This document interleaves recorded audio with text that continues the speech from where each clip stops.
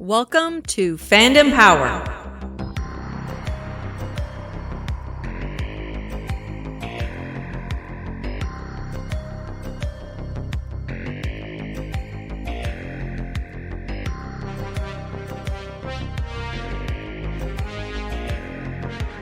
Hey guys, welcome back to Fandom Power presents The Fandalorian.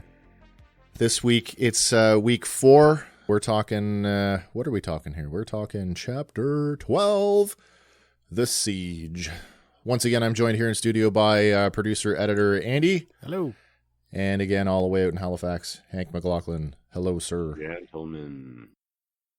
So, I just want to start off by saying, and it took me a few times to realize this, we've now seen all of the trailer footage.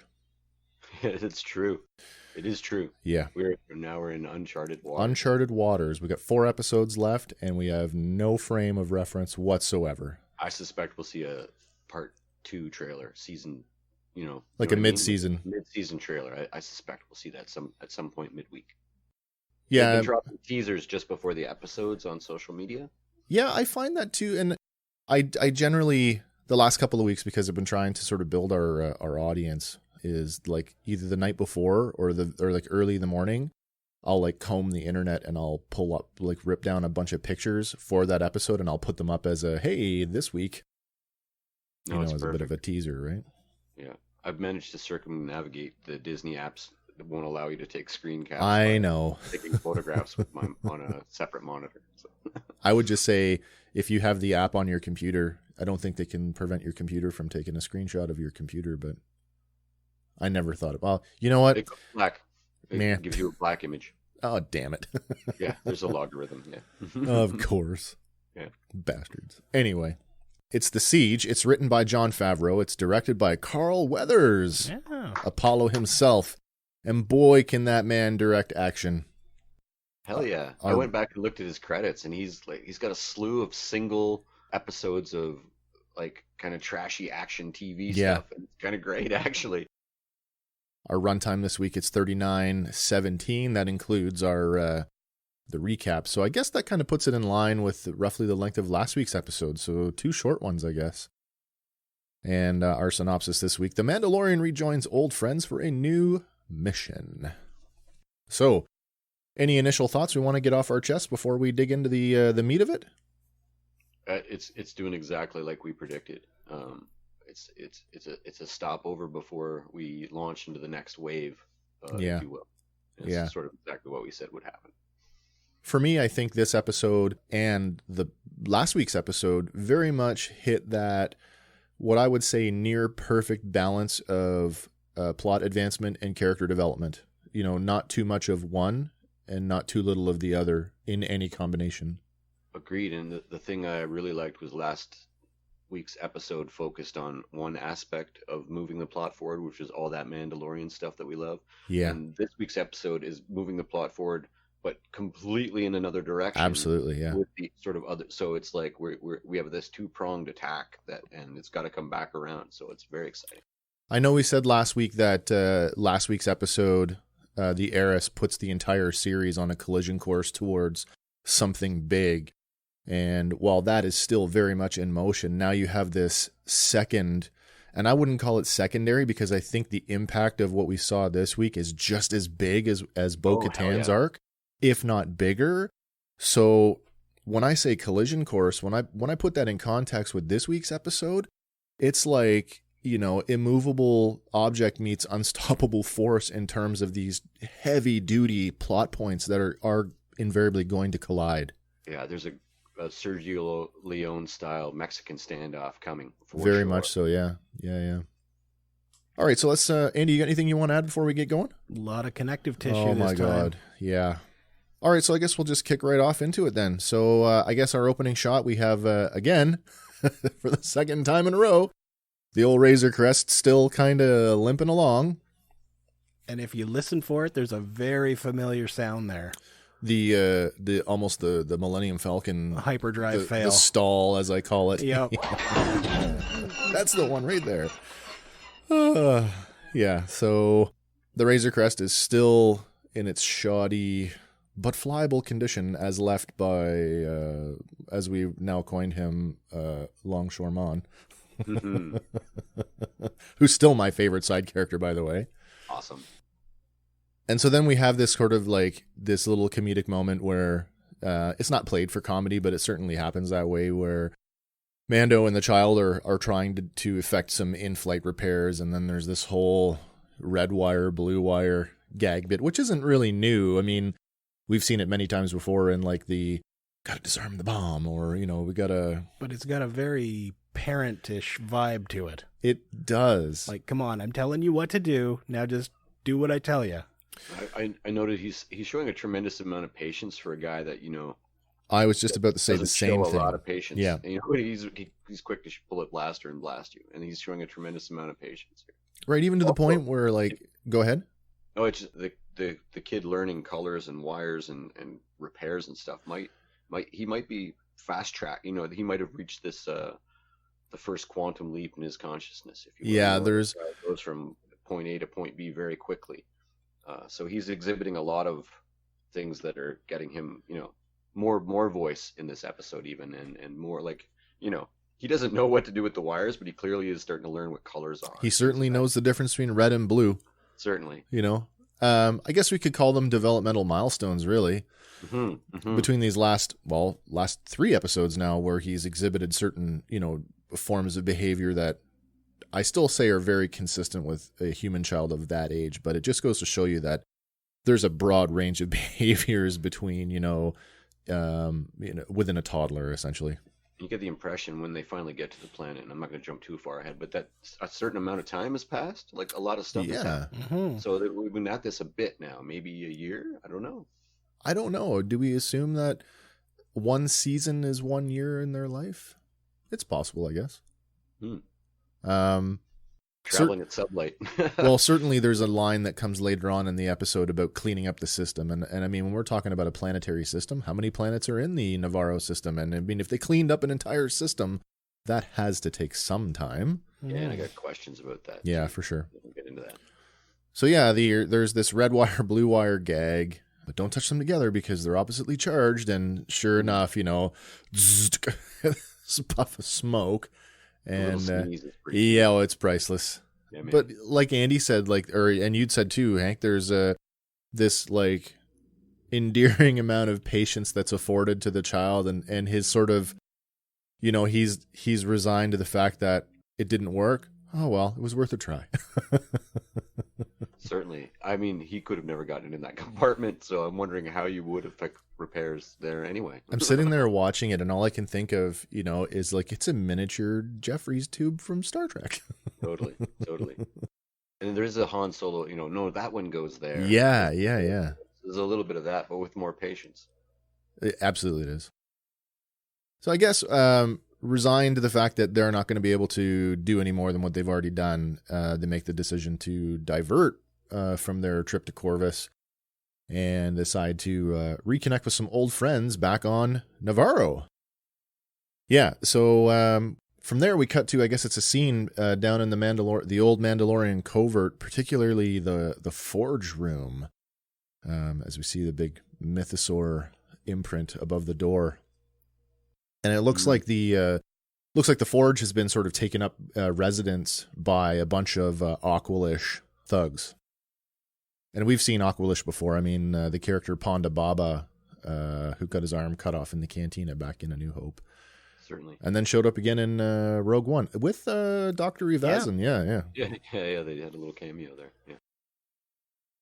Yeah. So there's this scene with the 4 thieves, and now they're trying to split up the loot, but one of them is like, nobody touches anything until we eat. And they turn to this cage, and turns out it's the creature, it's called a lava meerkat. Yeah, you had pointed out to me before the show that they're in the post credits sort of production work that he's breathing fire on. Yes. I was like, yeah, what a cool little animal that I is. thought, you know, if they had played it out according to the concept art, it would have been a very different encounter. He's still attached to her, so maybe we'll get to see it breathe fire. Yeah, really. You know, like, it would be the first time in Star Wars that somebody's had an animal, a pet per se. Like a familiar. Yeah, exactly. So Perhaps Thrawn. oh, that's right. But did he have the Salamiri in Rebels? I don't think he did. I think there No, was some you're right. artwork referring to them. Right. Yeah. But in the Legends trilogy, for sure, he kept one around his shoulders. Yeah. Story for another time. So what happens? There's I guess it's a kind of a clang or a noise at the door, and the thug who's trying to make the meal says, to one of the guys, "Go check that out. What is it?" And they're all kind of sort of trepidatiously, kind of, on bated breath, kind of waiting to see what it is. And Buddy sneaks up to the door, and then there's this like flash of movement, and it's Cara Dune, and she quite handily dispatches, and I don't really know another word for it other than to say dispatches these 4 guys. That's literally what I wrote. Well, we've talked about combat styles and fighting styles on the show before, and here's another example of a unique fighting style where she's this combination of mixed martial arts, go figure, and gunplay. But I found this scene really, really cool because she only drew her blaster and fired 1 shot. Yeah, at the very end. I mean, she did use the other guys. There was a throwing knife. There was, a lot of physicality, a lot of her MMA, which comes from her real life. I completely think that the actress did the everything there you see. I totally believe that she did everything, including. So there's this point in the fight where she does a diving roll, and she picks up one of the guys up onto her shoulders to use him like as a human shield. Yeah. And I'm like, as soon as I saw it, I'm like, that's a ranger roll. And of course, it's I had to go back and show Kim because I'm like, hey, this is the thing I told you about. When I was in the military, this is a skill that the soft community, they use it to like get casualties off the battlefield very quickly. I'm like, hey, that's a real thing. Like, that's really cool. Yeah. Cool. Another thing about that scene is when she has the guy on her back there and she's blocking blaster fire, it became apparent to me that like blasters they don't just go right through you. Like they're like a physical object. Sure. And that the light is like an effect of that physical object, because they do call them blaster bolts after all. Yeah, they do. The only time you've ever seen that before is when Chirrut Umwe is using a stormtrooper to block blasters. Yeah. In that fight scene in Rogue One. But I always thought, well, that's because they're wearing armor. But clearly now a body can absorb blaster fire and not have it just blast through the other side. We could like a laser would, James Bond laser would cut right through you. No, you're right. Yeah. Well, let's chew on that for a little bit, because as the I don't want to say deep nerds, let's say as the vaulted scholars we are in all things Star Wars, let's bite on that a little bit, and certainly, again, I'm going to go back to the role-playing game, because these things are just such a trove of minutia, right? Yeah, and that's exactly where my brain went. Like you can take a few shots of blaster fire in the game before you're dead. For sure. And in the old role-playing games, like the paper pencil ones, they talk about energy weapons requiring gas. So Tabana gas that they were mining on Bespin was used to make weapons. And I think the idea is that, your average blaster requires an energy source, so a power cell, and it requires Tabana gas. And essentially those two elements combine to make a superheated plasma. So the visual effect is there because it's red hot or whatever color it is based on whatever gas they're using. But like you say, it's not this high intensity energy weapon that goes right through you. There's a physical thing there, that plasma burst that is dissipated over the body when it hits it. Absolutely, yeah. So for sure, there's a physical thing there. It's no stretch for me to get to that. Well, you really get to see it with the bowcaster and the way it's used in the Force Awakens, for sure. Especially. Just a heavier plasma charge. Yeah, exactly. I guess in some ways, Amando's his rifle is very much a similar concept where it uses individual cartridges. I noticed that for the first time. I didn't really notice that before, but I did. Like he does plenty of single loading and single shooting.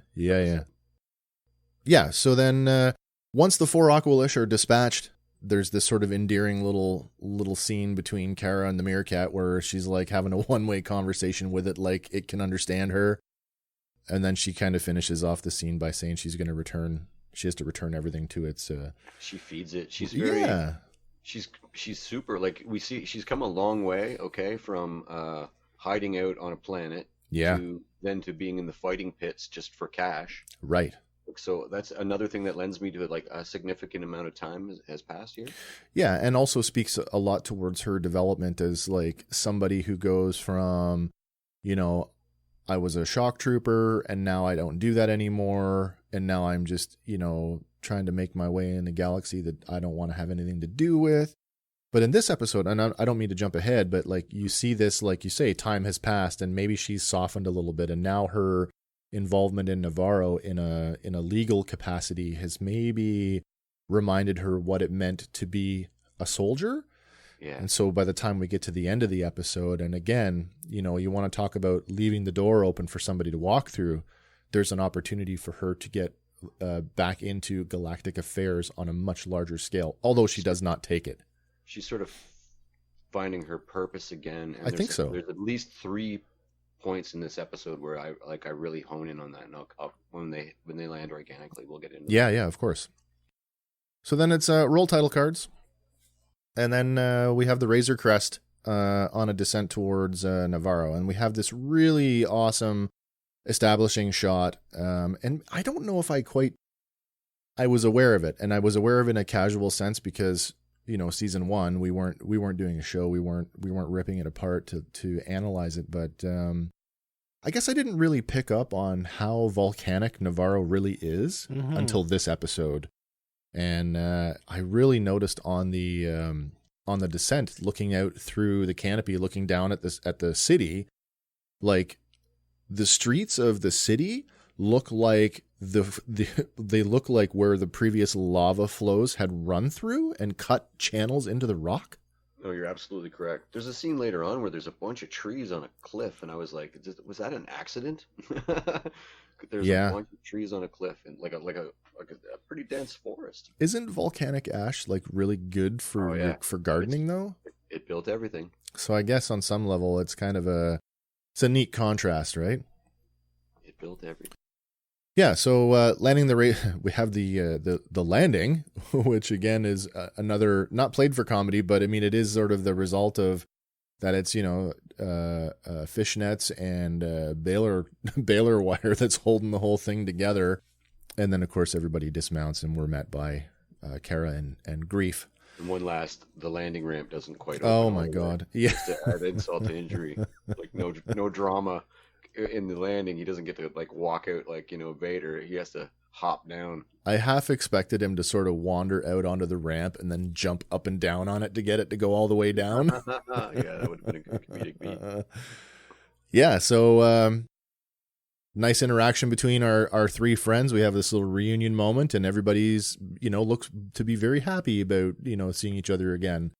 Mando and Grief even go so far as to exchange the old warrior forearm slap, right? Which I thought is a big, it's almost like, in light of what happened in the last season, it's almost like we've made amends and everything's okay. Like we're really on the level now.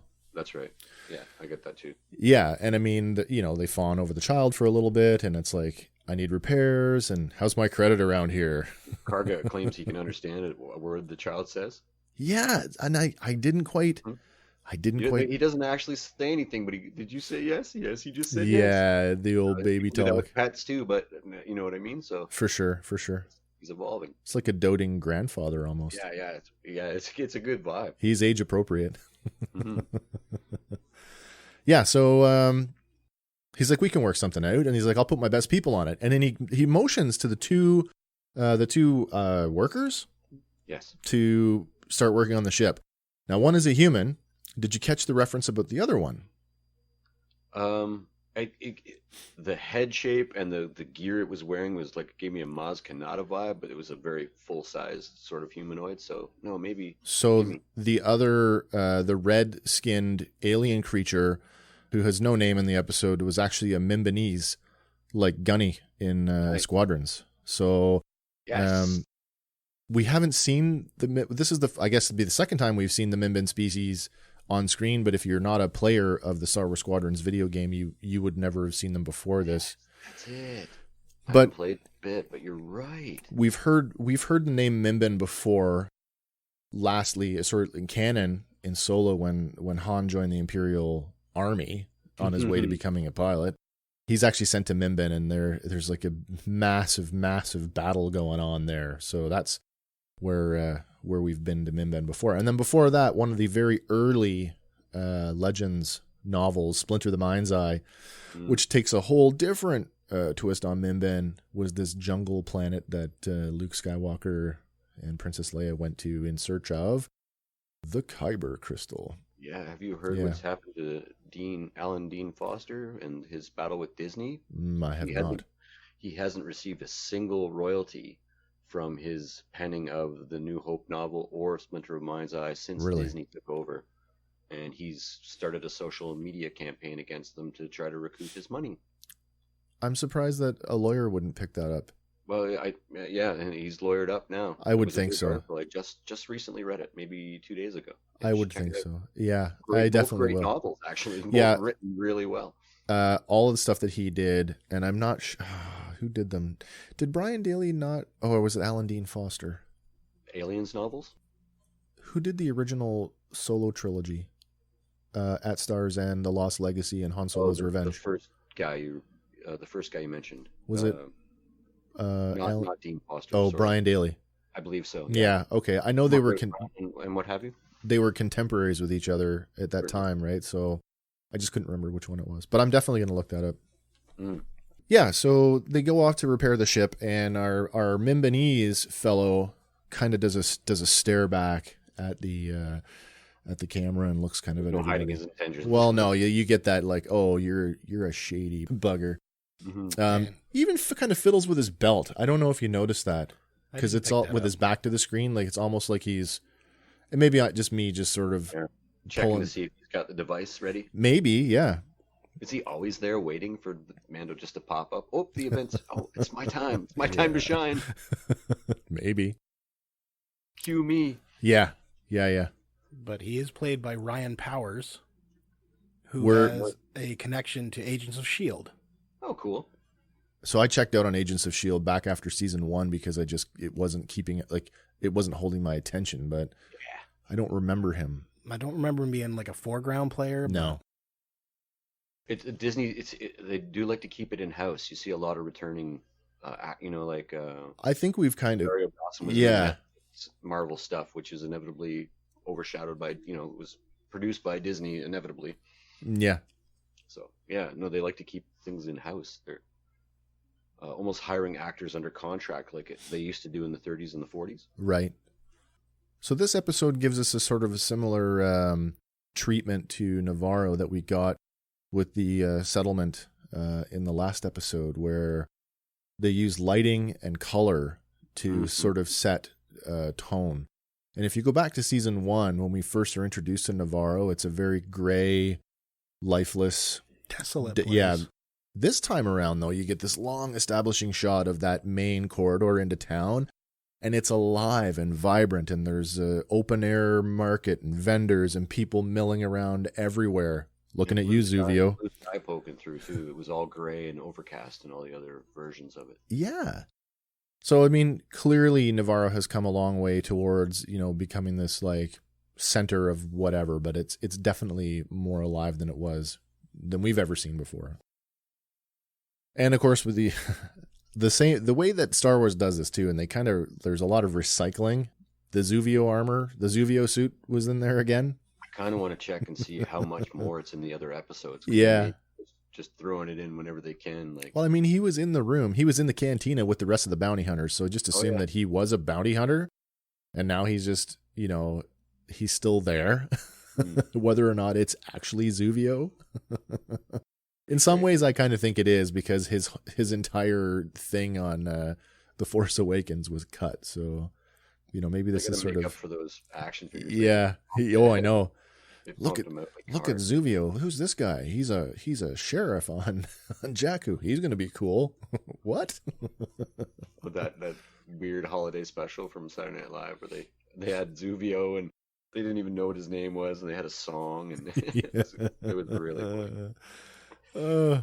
So they step up to the old cantina, and there's a exchange of dialogue about how, hey, I'm surprised this place is even standing. But it looks like it's all put back together. And open the door, and we step inside. But just before you step inside, did you catch what's in the background?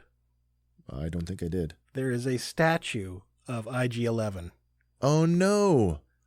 I totally missed that. You see it in two shots. One, it's between Cara and Mando, and then just as they're stepping in, it's right at Mando's back. So it's in the street? In the street, in the middle of the town square. I'm definitely going to have to go back and look for that, because now I have to see it. Is it like... It's in a carcass, or is it a big statue? It's a big statue, like in a triumphant pose. Oh, wow. I'm guessing, to honor his sacrifice. I should have watched it 17 times then. Yeah. 3 wasn't enough for me, apparently. Oh. I'd take a minute here because I think I'm going to shed a tear for them missing that part. Oh. Right.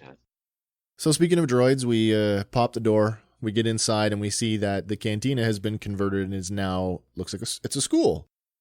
And up at the front of the classroom, we have this protocol droid teacher who's midway through a lesson on what, from the dialogue, it sounds like she's teaching a lesson on like galactic sort of topography and trade routes and stuff. I think, Andy, you got a reference for the teacher. Yeah, the protocol droid is voiced by Catherine Elise Drexler and played by Chris Bartlett.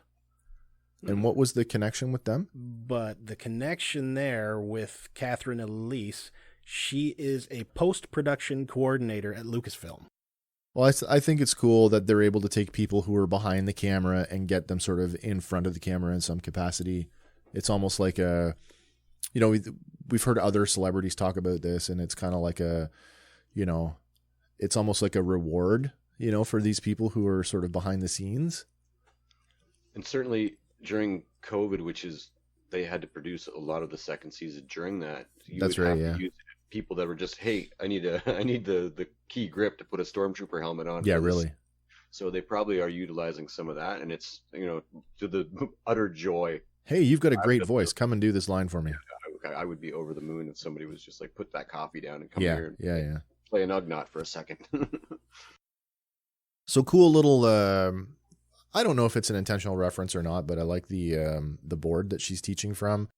It's like this clear plexiglass board, and it's very reminiscent of the boards that were in the Rebel bases.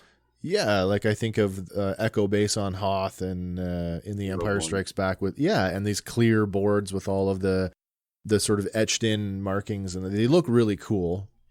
Yeah. And of course there's a slew of Orabesh on this, and I tried to get it all. I'm telling you, the translation this week is not as good as what the teacher is actually talking about, but so we've got what is on the board actually? So we have solar limit, orbital path, gravitational vector, key point, and then there's a 2-word. The teacher's standing right in front of it, and there's a first word I couldn't make it out, but it's something tangent, nice. Which really means nothing to me, but wow, does she drop a lot of names in the lesson itself.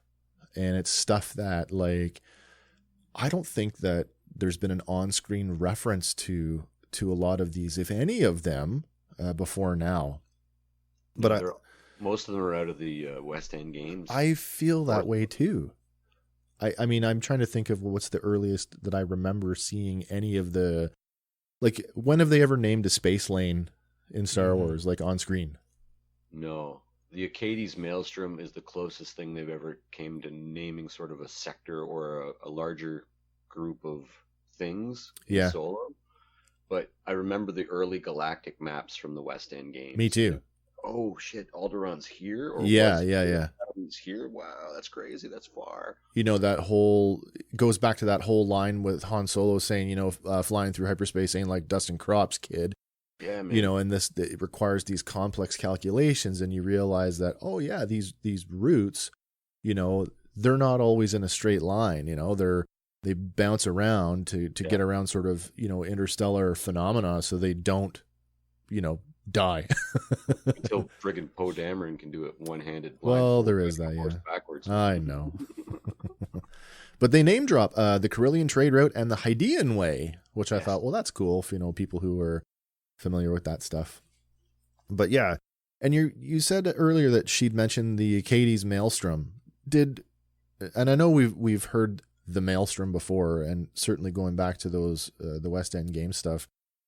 Wasn't it just called the Maelstrom then? Like there was no real name for it? I believe so. The first time I heard it referred to as the Acades Maelstrom was in Solo. Did Lando actually say Acades? Because I don't remember that. I think so. I think so. It's I'd really have to double check, but I'll post it on if I can find this. Sure. I'll post the group after. It's really I a minor thing, really. But I'm like, oh, it's the Maelstrom. Yeah, okay, whatever. Oh yeah, and then she makes a point about talking about Coruscant being the old capital, and that the new capital is Chandrila.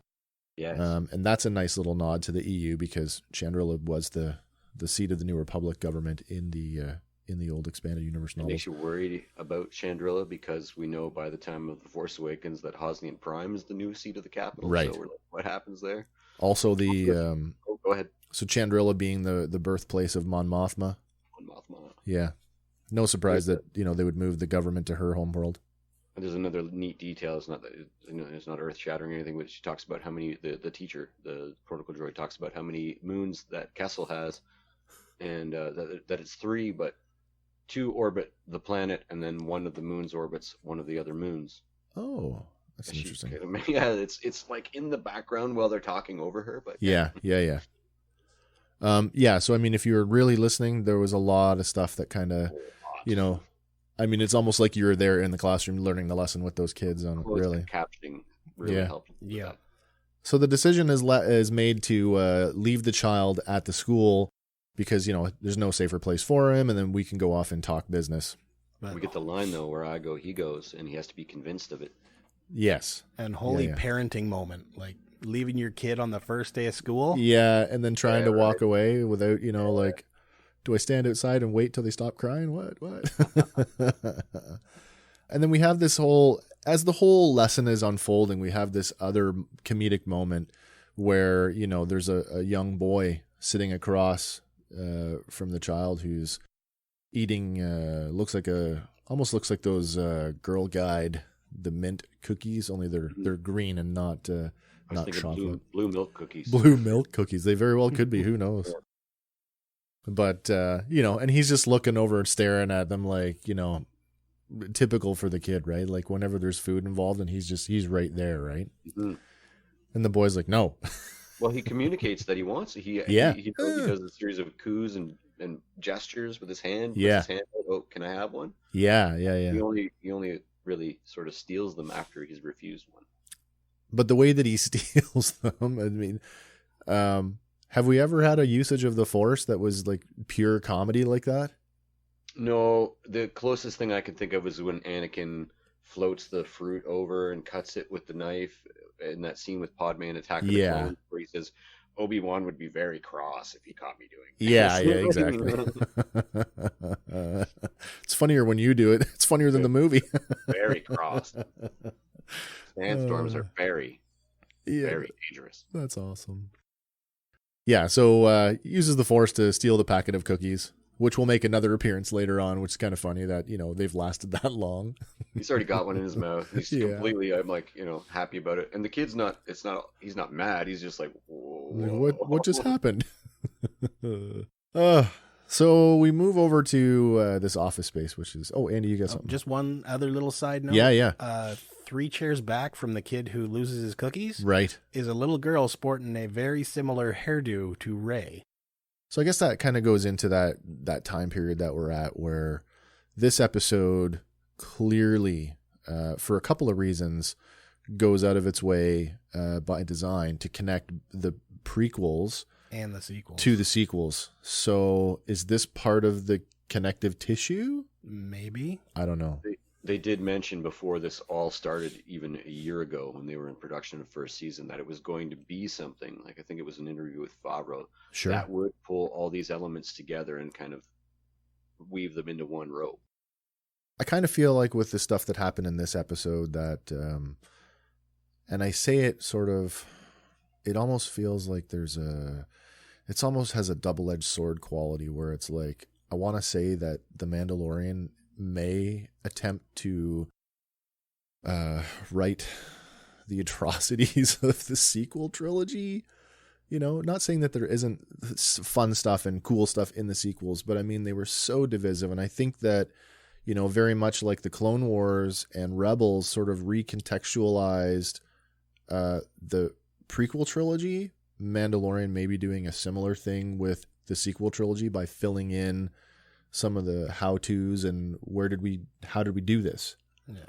I really did get the sense that the last episode was a connection to the past, and that this episode's reveals later on will be connection to the future. Oh, that totally makes sense to me. It's like a splitting point exactly halfway through the season, too. It's kind of neat. Yeah. But at the same time, it still maintains those nods to the original trilogy. Oh, yeah. Oh, yes. Like, we're watching the original trilogy still unfold. It's like, crazy, you know what I mean? peppered throughout. Like, you cannot... Yeah, again, I think you said before, what was the line about, like, who said it'd be better when it stops trying to be a Star Wars show? And yeah, somebody in a review. What a terrible line to say about a Star Wars show, especially one like this that just oozes, you know, and it very much is what it is. If you've ever seen the test footage of Lucas's failed attempt at a TV show, The Underground, there's footage you can see. It looks nothing like Star Wars. It looks like two stormtroopers are hanging out in a cheap CG Blade Runner background. I did see that, yeah. And I kind of went, oh, I guess we kind of saw some of that with the on Coruscant in the prequel trilogy, that similar kind of neon vibe. Yeah, and you get it a lot in the Jango Fett PS2 game, Bounty Hunter. I love that game. Like that a lot. I loved that game. Yeah, it's pretty good. You're right, though. There was a lot of that. Mm. So now we move off to Grief's office, and hey, it's the Mithril from season 1 working at the front desk. He's great in this episode. Horatio Sands. Yeah. He's certainly got a lot more going on for him in this episode. You get this impression, like, and I wasn't 100% clear on this. Mando brought him in season 1 on a bounty, and so now I'm like, wait, was Greef Karga the person who took out the bounty on him in the first place? It certainly seems that way. Well, I see now that I start to ask questions like, was Greef Karga the head of the bounty hunting guild? And I would assume that that's much bigger than the Navarro planet or even the sector that he's in. So possibly he was just a guild boss. Maybe. And then I'm thinking, if they've cleaned out the system and he's sort of the mayor of this town or this sector of Navarro, the marshal, where is the bounty hunter guild? Did he not betray them in the season finale and kill 2 people that were his own security? And so he did. Is there a bounty on his head? And why is he operating so openly like this? And they make several references to being able to flip weapons on the black market and make a profit. So I kind of wonder what's going on there. Is he still the leader of a bounty hunting guild? And then why is Zuvio there? He's our Lando trying to go legit. Well, that's it. But is he... You know, they probably won't even get into it, but is he being hunted by the bounty hunting guild now? Is there a price on his head? I suppose on some level we could extrapolate, and this is just pure conjecture on my part, that, you know, given his connections to the guild and maybe like his position within it, maybe they have afforded him some reprieve. Like, you know, I'm going to go legit. You guys need to move out and you'll never hear from me again. And they kind of went, okay. Well, certainly a bounty hunter boss is allowed to kill a few underlings every once in a while. You would think. I mean, Jabba has no compunctions about often, you know, anybody. Exactly. So yeah, but the Mithril is like, there's mention about like some creative accounting and how, you know, oh, and he's letting me work off my debt, and he's like, it's only 350 years. So a long time. I was gonna say, did the Mithril live that long? Oh my god! And I love the when he off gases the mist there, he like literally shits himself. It's like this whole like it's that nervous. Yeah, when he sees the Mando realizes who it is. Blue mist. It must be the pheromone that they were looking for. I guess. From that first episode. But it was just perfect the way that he did it, and he's just like, oh, did I just do that? Oh, I did. Yeah. So they move over towards this table with a holo projector on it. There is one more, though. Yes? Nod back to Jedi, where he's like, I still can't see out of my left eye. Oh, that's right. Yes. About being frozen in carbonite. Yes, I don't want to be frozen anymore. Yeah. So apparently the carbon freezing has apparently has some side effects on certain... Hibernation sickness. Yeah. Apparently there's, long-lasting side effects. We go over to the table with the holo projector, and they start discussing sort of what's going on the planet itself, and we're treated to this nice holographic image of Navarro, which I just assume is much smaller than we think it is based on the travel time to get from the city out to this Imperial base that they talk about. And that is sort of the issue that Cara points out. There's like, hey, there's this Imperial base here, and she says that this is the place where all of the troops had come from in the fight with Moff Gideon. And at this point, they all think that Moff Gideon is dead. They saw the TIE fighter crash, and they just assumed that was the end of him.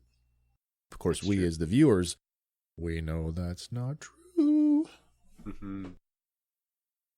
Mando says here, I'm only here for repairs, too. He has to, again, he's got to be convinced to help. He's becoming more and more helpful, but he's always just on point with his own mission, so he's always reluctant. He keeps getting wrapped up in these side missions.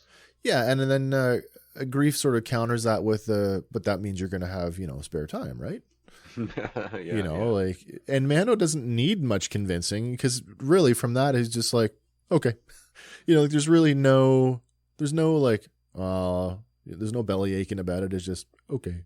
Yeah. So then here comes a potential criticism of the show. It's like, I know that has become sort of the format where it's like, what is it that people are referring to? I guess it's the sort of side quest-itis. You know what I mean? Like, I think that was one of the big, I guess it's a detractor and it's a strong point depending on how you look at it. But I mean, the analogy that this entire series is essentially a live action video game. Do you know what I mean? Like, yes, yeah. Here's the main quest, and then you have all these other side quests, which to me, so much totally fine. Yeah, mixed into the side quests that like they don't. Yeah. Parts of it feel like, oh, is this going anywhere? And then all of a sudden it's like, oh wow, yeah, we just jumped light years. Where like maybe the side quest that you didn't take is the one you needed to give you that key piece of information to really advance the main quest. None of these episodes have felt as side questy as the village episode from the first season. No, yeah, absolutely. But this one, if we put it through the lens of side quest-itis, this is like the side quest that you want to do. You know what I mean? Well, yeah, and because it leads to such exposition, such like they stumble upon a thing that they can't even possibly understand. Yep. We as the fans or as the scholars of Star Wars understand more about those tanks. Oh, I know. Characters in that room staring at that stuff, right? Yeah, exactly. So it's kind of. So the crux or the gist of the whole conversation is, we just want to get the Imperial out of here completely. And if we can do that, Grief makes mention that Navarro could become a trade anchor for the entire sector. So that's a huge move. And I can see how that would, somebody who wants to be legit, how that would motivate somebody. It's certainly a step in the right direction. Yeah. Very legit, yeah. Oh, there's a line I forgot to mention. There's a line that he speaks sort of earlier on in the episode when they're heading up to the school, and he talks about wanting to in reference to the Imperials, and it's sort of like, he says, what's been going on with you? And Mando says, oh, I had a run-in with the New Republic. And he's like, they should just leave the Outer Rim alone. He's like, if the Empire couldn't settle it, what makes them think that they can?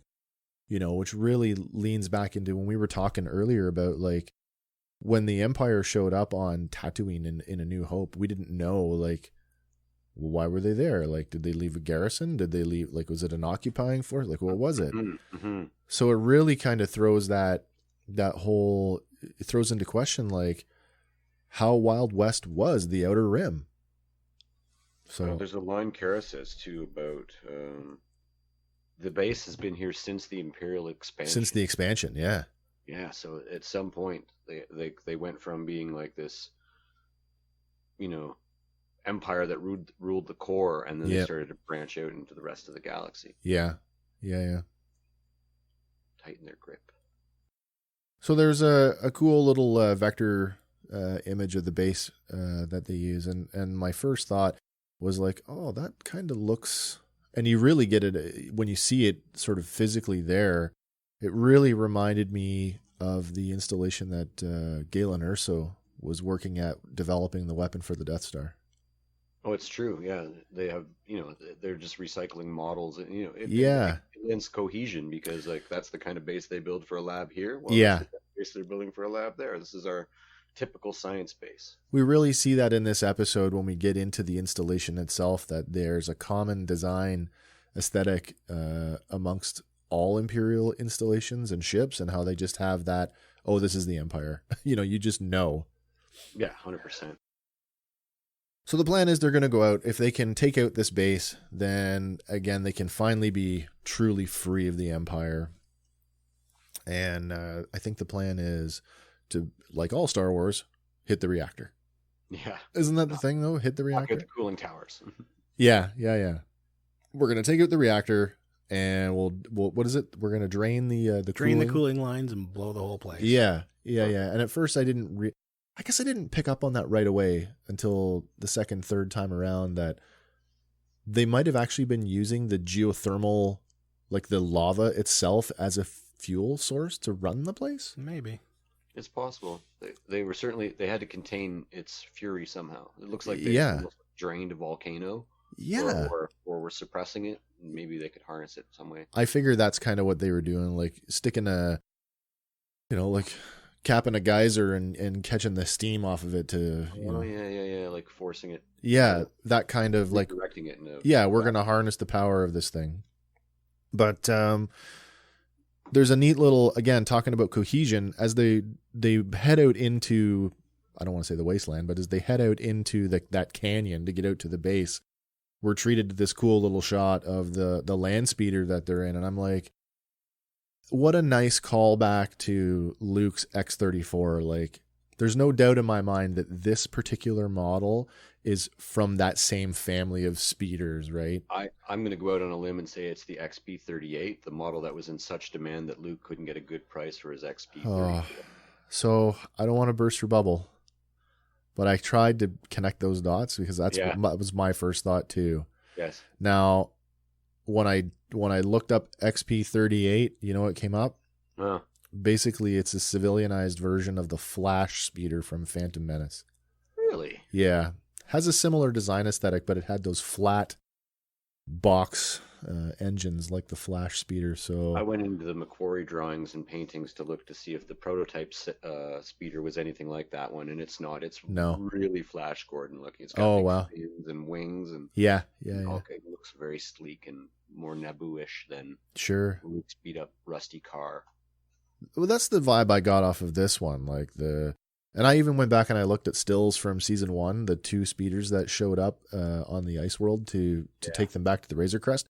And again, there's a similar design aesthetic across there. Like, apparently those 2 land speeders may have been in the same family as Luke's as well. Like Chevys versus Fords kind of thing. Yeah. There's, again, a common design aesthetic amongst all these land speeders with those, the grills, I guess, that wrap around the front and down the sides of the body of the thing. And then the round turbine engines, like just a very it's instantly identifiable and recognizable as, that's a land speeder, right? Yeah, 4-seaters with the 3 fins, and it'd be fun to look up in the source book and see if you could find the manufacturer of the land speeder. If it is in fact in the same family as Luke's, it would be Sorosub. Yeah. From 9 Nubs Home World. Yeah. Cellist.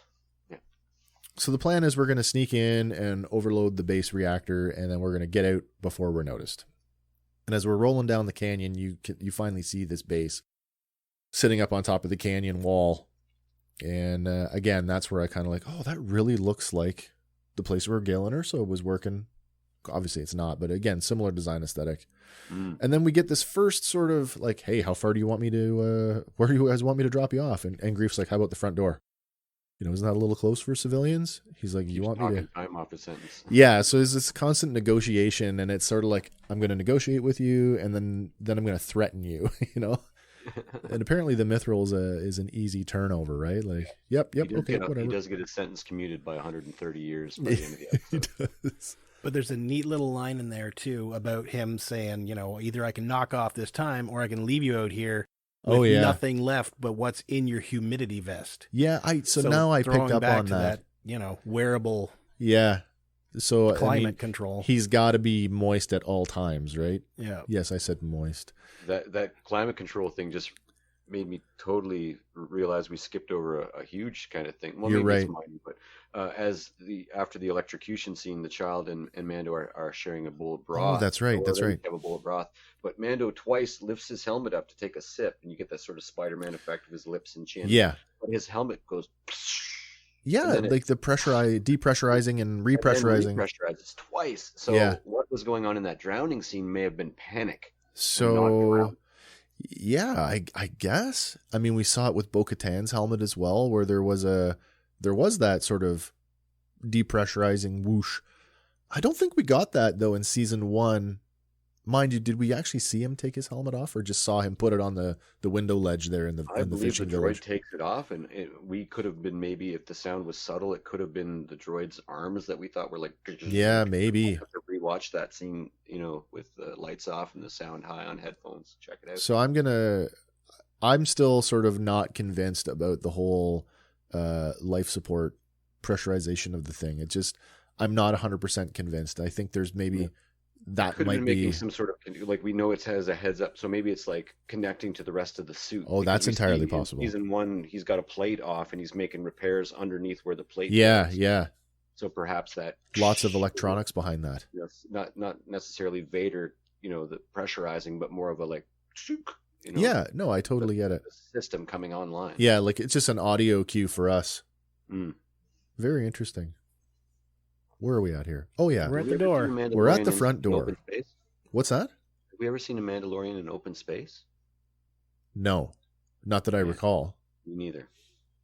No, I don't think we have. Okay. Do you think we will this season? I'm just curious. Like, if the helmet's pressurized, but it looks like he's wearing cloth on parts of his body, right? So it just, I know we don't get into Star Trek level science, but no. It's curious. I'm wondering if, like. Spacewalking, though, is kind of spacewalking is a trope, though. Yeah, and stormtroopers can walk on the hulls of their ships, like, as we saw in friggin' the Skywalker movie, the last one. That's right, Rise of Skywalker. That's right. Yeah, so we're at the front door, and this is another scene where I kind of was like, huh?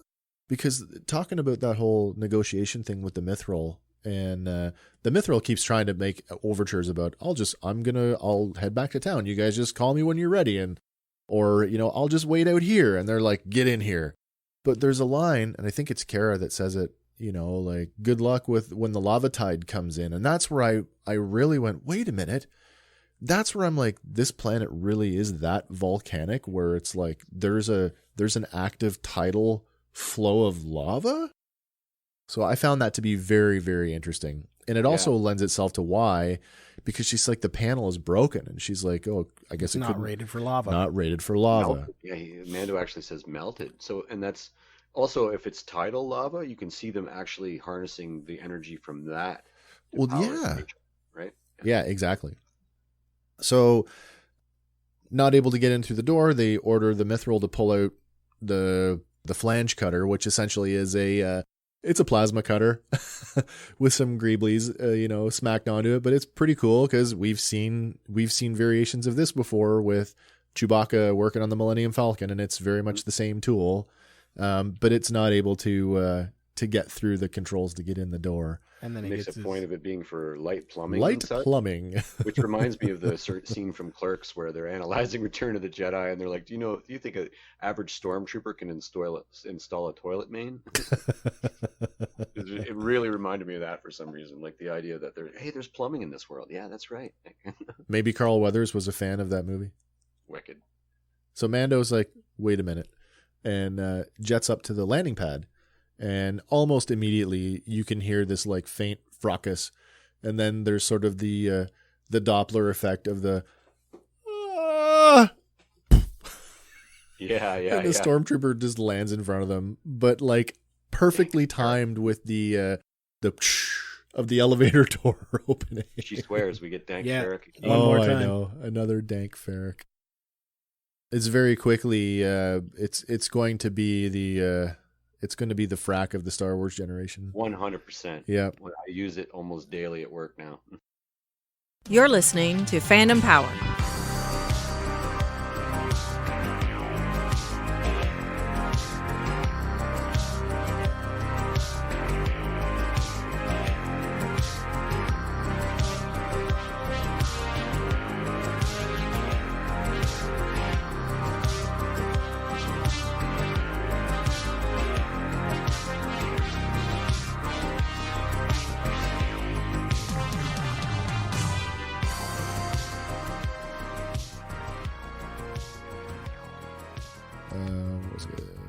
Just checking my notes here.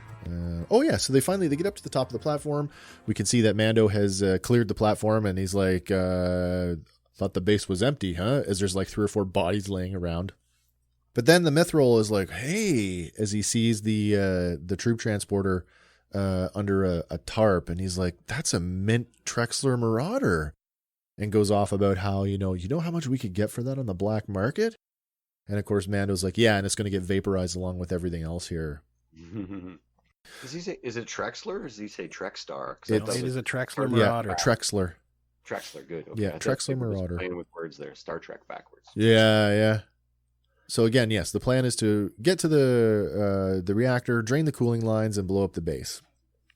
And I didn't put a whole lot of notes into sort of traversing the base because it's a lot of sort of, again, similar design aesthetic, and it's a lot of just like walking. But there's this cool little scene, and maybe it's just me kind of like pulling at threads here, but I thought when the doors opened and you had the little speeder hangar with all the bikes, it kind of evoked the Theed hangar on Naboo with the ships lined up on either side. It had a similar kind of look to me, and I was like, oh, that's kind of neat. Yeah, totally.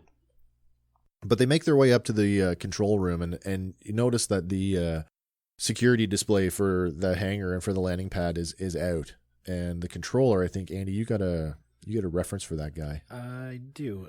The Imperial officer, played by Morgan Benoit. Another person I don't know.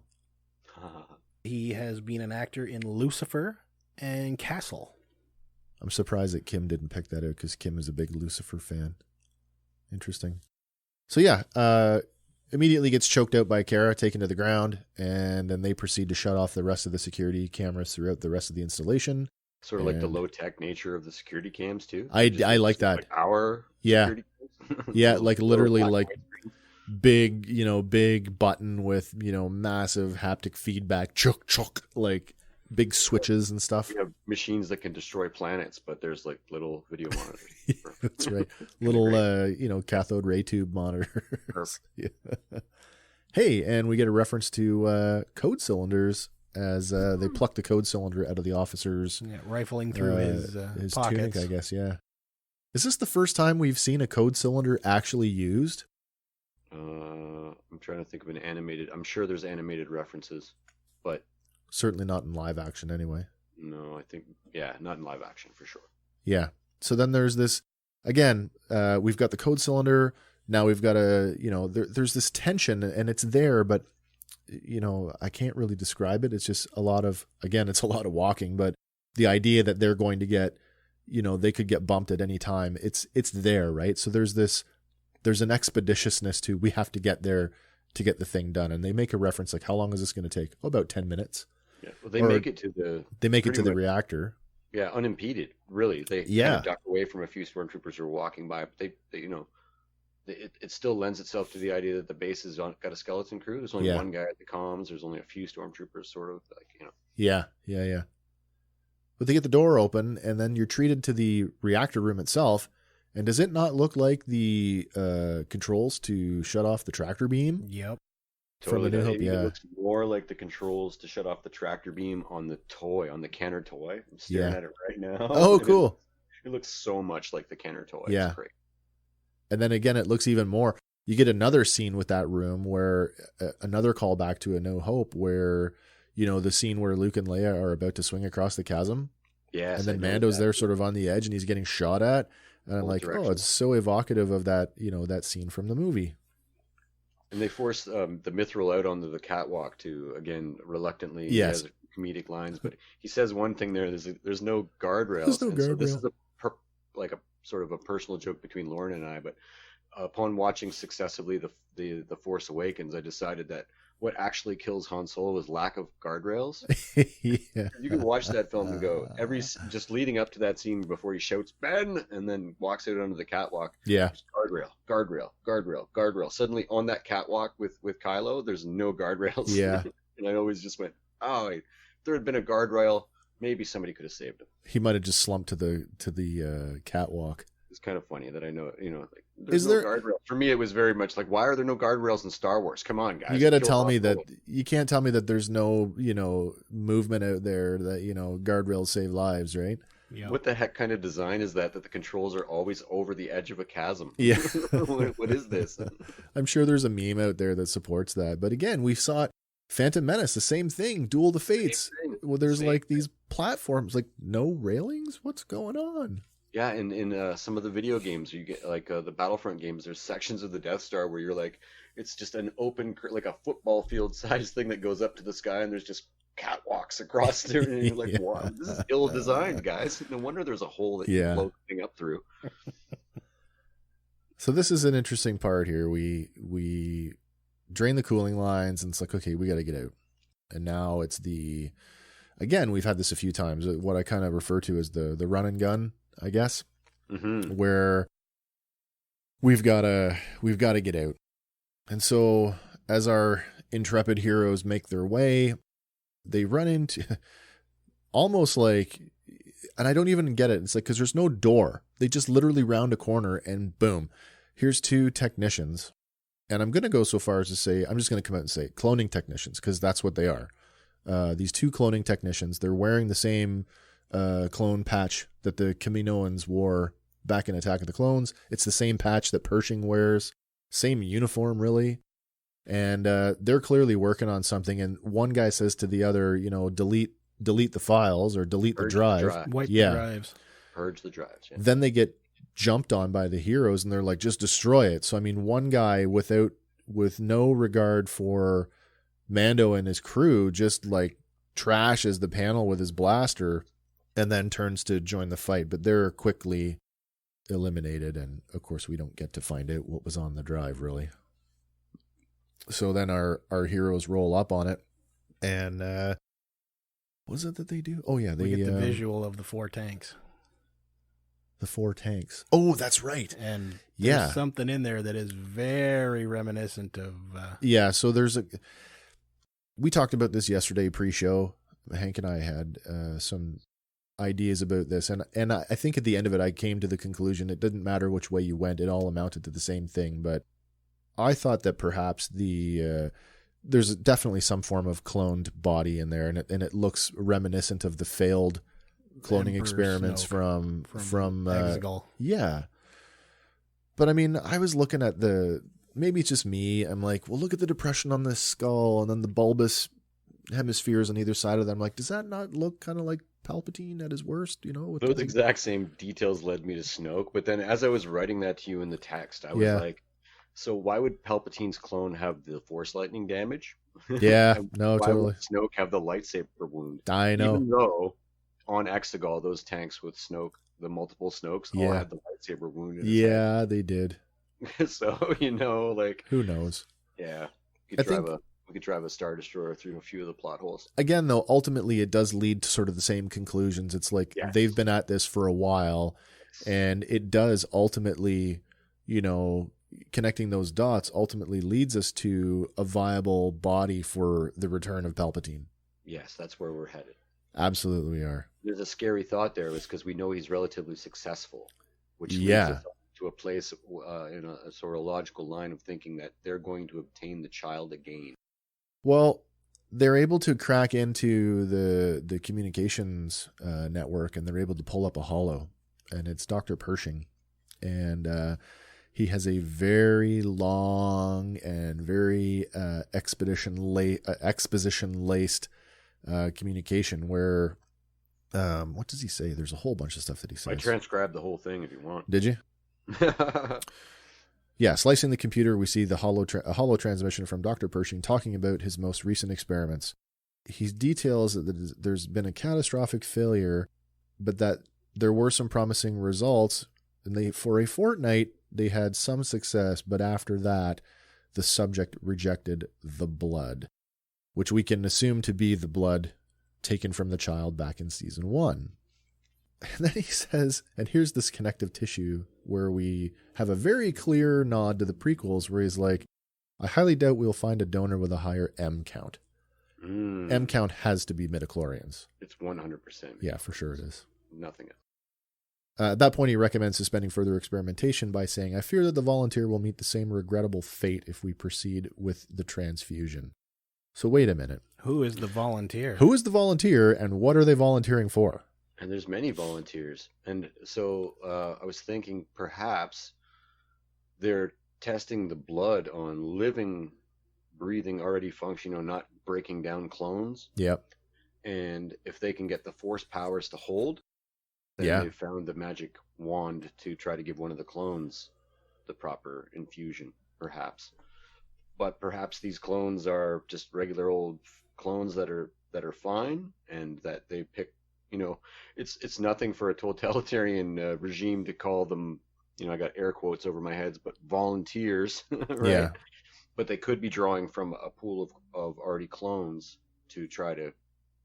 The main thing I'm getting here is that they're much like my old role-playing game villain, or the fan fiction idea that I had was of a Sith vampire, if you will, trying to drain the blood to acquire force abilities through the midichlorians. Yeah. Then this sort of lends itself to that. But the idea that there's a volunteer and the idea that it's a transfusion may be just misdirection, because that points to me like not clones, but clearly clones because of the badges and the tanks. So there's a lot at play here. There's so much packed into those few sentences. I would say definitely that the midichlorian thing, or the M count and the blood transfusion, lends itself to some degree to artificially create a force user.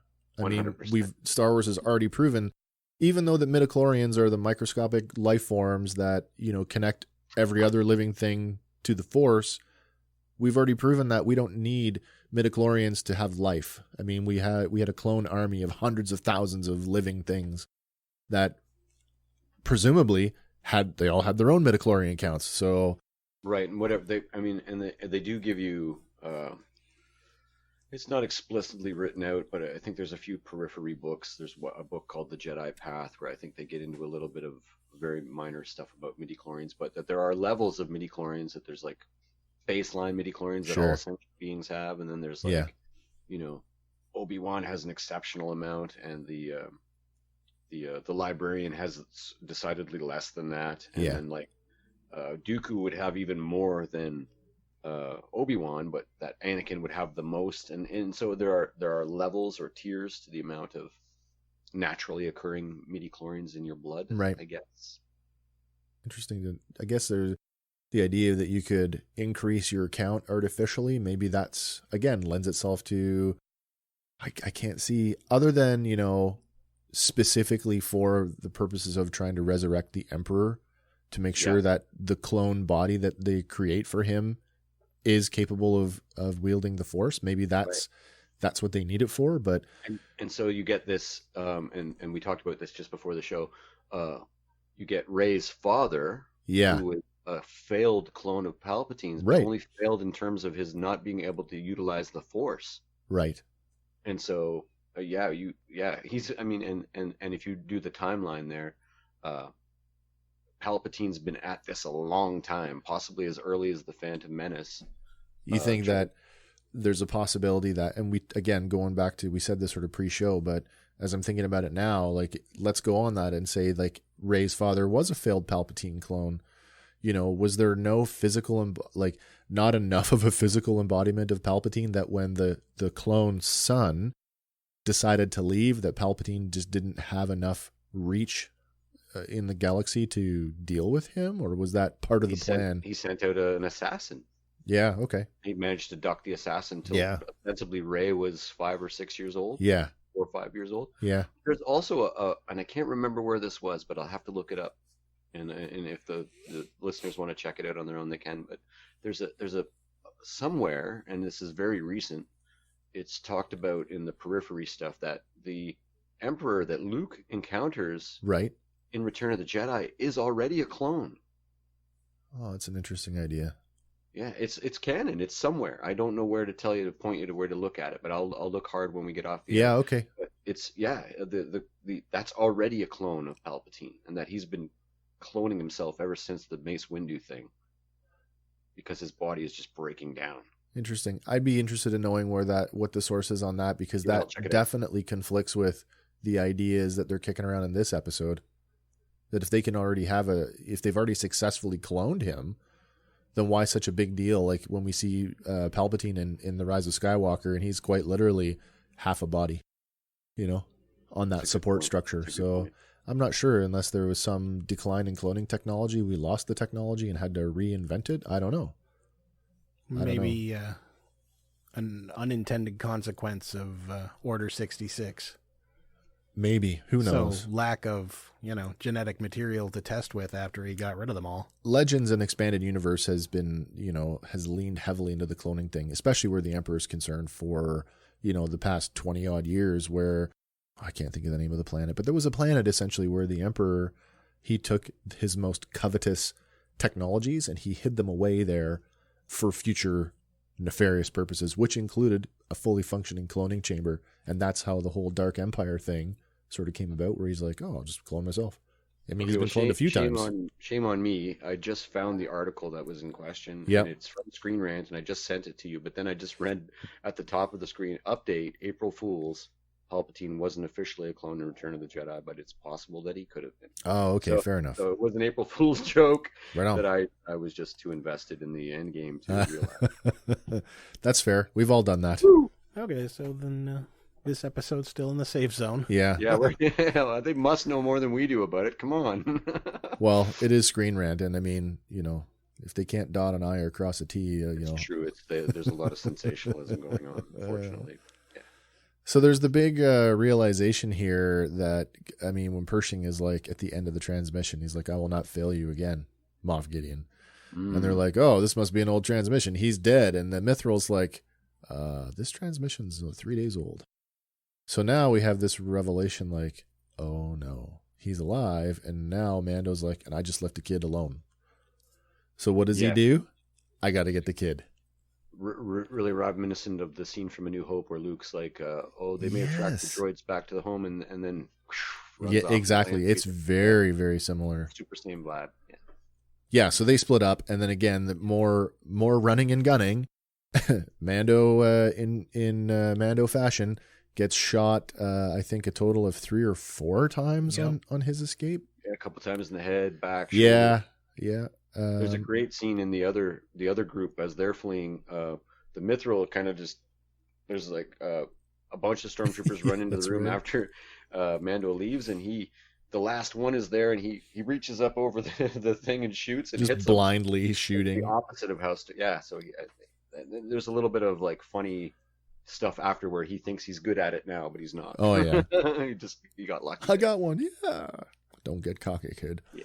Sure. Cool shot though of the 2 stormtroopers on the edge of the cliff, and then just the whoosh as he goes by, and then 2 blaster bolts, pew, pew, and they drop right before he has the cool landing shot. Yes, yeah, so good. So Mando makes his way, rockets off, and that's the big rocket jetpack scene from the trailer, and away he goes. And Cara's like, yeah, you need to jet that because you'll move faster that way. And concurrently, they're running and gunning, and they make their way back up to the landing platform, where they get totally pinned down by a squad.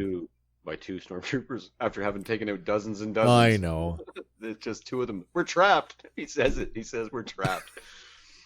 Two highly motivated individuals, they're the elite guys. laying down, effective fire.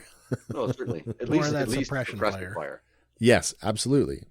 And so once again, a nod to the Trexler, to the Marauder. She's like, oh, are we? Cover me, and makes the big dash for it. And then the tarp comes off, and we see that this is yet another variation of the troop transporter that has none of the troop bays on the side, but I don't know what they are. They're just kind of bulk. I wouldn't even call them like the except for the tank treads on the concept drawing. It looks a lot like Macquarie's concept drawing. Does it? The troop transport. I'd have to go back and look at that, but it looks great. Based thing in his drawings. Oh, okay. Oh, there's a part I forgot when I was saying that where Cara Dune has some really good moments of like coming to terms with her.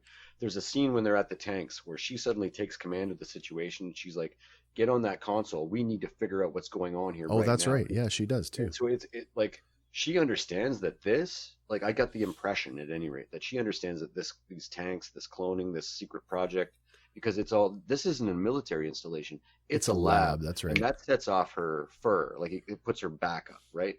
And so it leads me, maybe she knows a little bit more about having fought with the rebellion against the Empire for so long. Maybe there's a little more to what she knows about this situation than I think on some level, maybe it's a little meta, but on some level, if you think about her as a survivor of Alderaan, on some level, the Death Star, the destruction of Alderaan by the Death Star was an experiment of sorts. Yes. And the stakes of that experiment, right, are where it strikes her the most. Like, and again, certainly the realization that this is a lab is a trigger for her. Yeah, of course it is. Yeah. I mean, if you felt like your whole world was, if the destruction of your home planet was an experiment, and now there's these weird experiments going on, and it's, it directly impacts your day to day because now you're the law. There's that connection to it, but there's definitely, like you say, there's something way more personal going on here. Yes. I'm just not 100% sure where it's coming from. It also leads us into the line of thinking is that fan theory I told you about, where they quite possibly the Death Star did some sort of damage to Mandalore on the way from Scarif to Alderaan, because it's on the map, it's on the way, if you will. Well, we kind of bandied about this, I don't think we talked about a whole lot of it on, in the show, but outside of the show, talking about sort of, Moff Gideon and his motivations. And we've already established that he was a ISB, Imperial Security Bureau officer during the Purge. So we know that he was on Mandalore. Mm-hmm.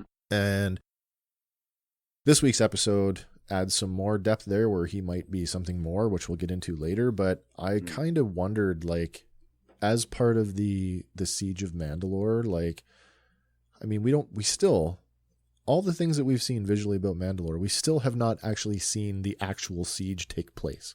We've seen conflict, but we haven't seen like this definitive military action that basically brought the planet to heel. No, it's but true. It totally makes sense to me, a la Jeddah and Jeddah City, a single reactor ignition to take out how many square miles?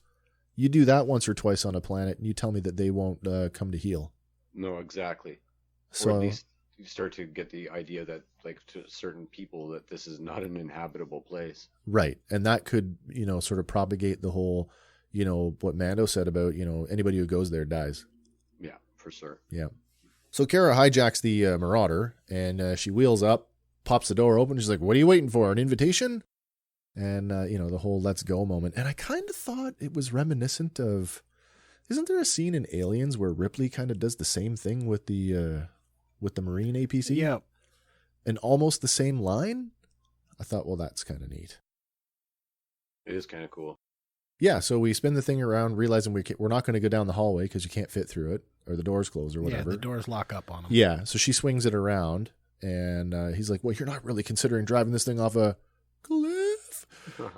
And great moment too, like it's kind of comedy gold when they go over the edge, and it's that all three of them as they go down. Yeah. And pancake the speeder at the bottom, but hey, at least it served its purpose to cushion the landing. Is that my speeder? Yeah. And then this great sort of like moment with the hangar doors swing open, and then the speeder bikes deploy and go over the edge, which again is right out of the trailer. But just like TIE fighters in an asteroid field, those two guys right that don't make it because they just bounce off the rocks. That was my this week's try not to wake the neighbors at 4 a.m. Oh, really? Oh, that was so cool. Yeah. Unfortunately the way for they were them. bouncing off the rocks and stuff, but still maintaining, and then all of a sudden the two bounce off one another and I was just lose like, it. It was like two TIE fighters hitting Exactly. solar panels and then smashing into asteroids. Yeah, that's exactly what it reminded me of. So then you have this like, and I've just put in my notes, speeder chase. Oh, so good. And then there's this point where she's like, man the guns. And Grief is like, okay, I'm on it. And he goes back and he mans the guns. And I really, really dug this next part because in my mind, you can't convince me otherwise. But there's a point where he's trying to line up that lead speeder bike. And when he finally nails it, there's a very specific way that speeder bike goes down, which in my mind is a direct callback to the Kenner toy. You know, when you push the button and the way that it detached and flipped forward and launching parts essentially. Yeah. And I'm like, you can't tell me that's not a callback to the Kenner toy, the way that happened. 100%. Yeah. I thought that. And I went back and I rewatched the sort of the trap from the previous episodes. Yeah. It sort of flies apart like that too, although it explodes on impact. Yeah. But this one 100% is a nod to the Kenner toy. Oh, big time. Yeah, big time. So then the other two, they decide that they're going to pull up alongside, and Cara takes one out by just literally pancaking him into the canyon wall, which... It's quite graphic, actually, except for the explosion. It's like, that's a grisly death. Bit of a no-brainer there. Sort of like, Indiana Jones and trying to get up on the tank, right? I got that vibe too, yeah. Yeah, which leaves room for, I guess we'll call him speeder number 3, I guess, who's able to dismount his speeder bike, and climbs up on top of the Marauder, and he thinks he's going to drop a grenade. Yeah. Unfortunately for him, he just happens to be right in Grief's sights, and is quickly vaporized, with the exception of his helmet. Yeah. So at this point we see that the base has now, it's starting to go down, and again we saw when Mando was leaving, and he went back to the reactor room to fly out I guess it's like the top of the volcano. We did see that the lava had risen quite a bit. Yeah. So now the lava is really, really, it's literally consuming the base, as we see like this gout of magma starting to erupt from the top, and the base starts to collapse, but not before 4 Outland TIEs take off and give chase. I noted that their coloring was a lot like the Kenner toys, almost that dark blue rather than the light gray from A New Hope. Well, it's funny that you mentioned coloring, because I picked out some color issues. I don't want to say issues. I picked out some color choices in this one that I don't have a reference for, but did you notice that these particular TIE pilots had a unique striping on their helmets? I didn't. I couldn't tell whether, and I don't have a 4K screen, sure, but I couldn't tell whether that was just reflections from the control panels or not. Initially, I thought it was just the daylight coming through the canopy. And I watched it a couple of times, but on my third view, I watched it last night at, 10:30. Sure. Completely dark room with the curtains pulled, and watching it again in low light, it's definitely striping on their helmets. So then it's probably reminiscent of the Elite TIEs pilots from The Force Awakens. They have the 3 red stripes down their helmet. Yeah. And the TIEs also, the Elite series TIEs have that red stripe down the same side that they have the stripes on the helmet. Yeah. Well, these guys had I don't know, maybe we'll get a screenshot of them as the weeks roll on, but these were like a pair, like the front crest of the TIE helmet, which is essentially the Rebel pilot helmet portion. Yeah, sure. There's two lines that come off of that, and they go straight down to the tusks of the helmet. Yeah, it's very, when you watch it in the dark, it was very clear to me the third time around. But I thought, maybe there was some significance to that marking. Does that mark them as like like you say, a particular squadron or a particular class of pilot? I don't know. And we have sort of gotten into, with the periphery stuff, the novels, comics, and some of the even Resistance, as awful as it is in parts. I'm still trying to get through it. Yeah, but there are individual squadrons of TIE pilots that they focus on and tell stories about, just like the old the Rogue Squadron novels were really, really good in terms of that. They're still doing that. I mean, even in the current canon, I mean, Rogue Squadron still exists, and then you've got this Alphabet Squadron, and that's right. They've done it in the tabletop minis games, there was a set that came out, the Elite Aces pack for the Empire, and it was two, I think it was Anvil. No, not Anvil. That's another one from Star Wars Squadrons. But there's a couple of unique Imperial squadrons that have unique color schemes, and I can't think of their names. But it's not a new thing. It's just, I guess it's just kind of new in live action. Yes. Yeah. So the four ties give chase, and we have again. I don't want to call it a trench run, but it's kind of a trench run. As the Marauder is like, he's like, take evasive, and I'll handle this. And there's a moment of banter between the two of them where basically they kind of give some grief about not being able to shoot these ties down, and he's like, if you want to come back here and do this, be my guest, but. It's funny that I kind of actually thought, because he's shooting at them, right? And I have to keep in mind that she is, bobbing and weaving. But to me, I'm like, I know exactly what he's doing. He's not trying to shoot them down. I thought he was intentionally shooting at the canyon wall to throw out the debris to screen their speeder so that the pilots couldn't get a clear shot, which to me, he was doing quite effectively. It's a solid tactic. They do drop into the canyon. Right, and that's the second point. It's like that must have worked because the ties after that, they descend and come right in down on them. Mm-hmm. So then now he has to shoot them, but he now has a better, they're closer, so in theory it should be a little bit easier. But anyway, sorry, what's that? Oh, it's true. And also, like, having played Squadrons pretty heavily, I'm pretty sure flying a tie I could take out a transport. So it's like, from that high angle. So once they're in tight, it sort of evens the equation a lot. They don't have a lot of room to maneuver. Yeah. And you might be able to pick them off a little better. Oh, maybe. So, yeah. He does manage to pick one off. He does. He nails the lead tie, and it starts that very much like, when Poe and Finn got hit in The Force Awakens, that corkscrew kind of spiral, and you see it, and you're like, oh.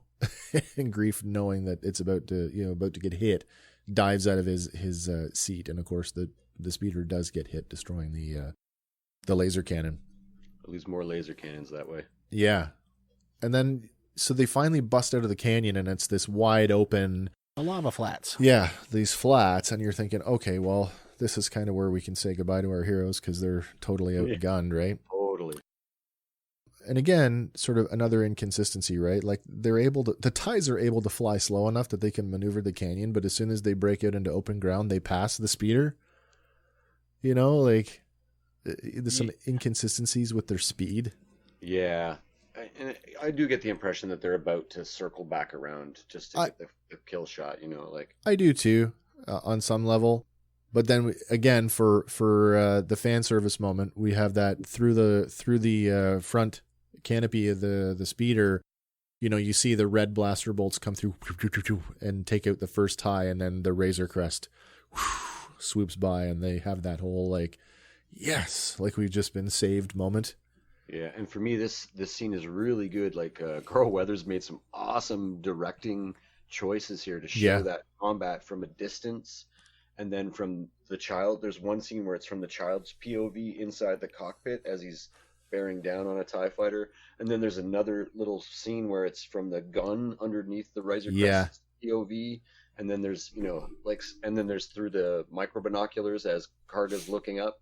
So he's actually mixing a lot of different POVs and giving it a real sort of tense, fast, rapid feel. It's really, really good directing here, actually. I very much enjoyed it for a lot of the same reasons. The multi-perspective view of the fight, I enjoyed it. Did you catch the child? Like, and this is the difference, right? Like, Mando knows that this is a life or death moment, right? And then he throws once he takes out that second TIE fighter, there's this great moment where he's just sort of hanging there and he's just running on pure velocity, where there's this hang time moment where he just kind of sits there with the air brakes open and then just points the ship down. And once he's in that perfect angle, he just like hammers the throttle forward. Lines it up for the run. So for me, it was very much like the child was on a roller coaster ride. Yes, you see him with his arms up. You see him climb from a distance, from the POV of the guys in the transport. Yeah. And he's climbing, and the kid's got his arms up, and then they reach the apex of the climb with that scene where you talk about he just sort of stalls. That hang time, yeah.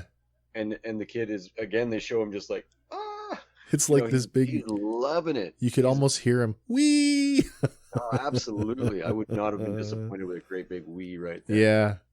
Yeah. So then I wrote, in a spiraling corkscrew maneuver, both the crest and the last tide dance to the death. Oh, it's so good. The way he spins instead of flying, you see, because Wedge flies through the smoke of the one tie that he destroys at the Battle of the Death Star. But he like spins around it, like he comes off the other side in a spiral. Yeah. So good. He manages to do the corny Anakin spin maneuver without calling it first, like it's a super move. Oh, yeah. Spinning's a good idea. But so, that scene was super good, especially the way it was shot. There was some like snap zooms to it. There was, it was really, really well done, man. I think the fact that, from the TIE pilot's perspective, he had a lock, like he had a solid like target lock. That lets me see that it's not a sure thing either, even the target lock. I felt like that was the whole.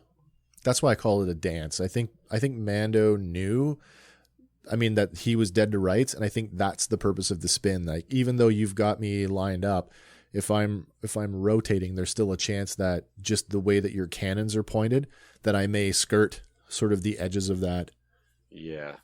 It definitely works in the Squadrons game, and also sharp turns and maneuvers break locks on missiles and stuff. Yeah, they do. For that too. And of course, Mando comes out the other end of it. Awesome shot though, when that last tie. I know, like, at this point, clearly it's CG'd, but it's done so well. The break apart, how the wing comes off, and the portion of the steel, the cockpit ball starts to break apart. I think it's just really well done.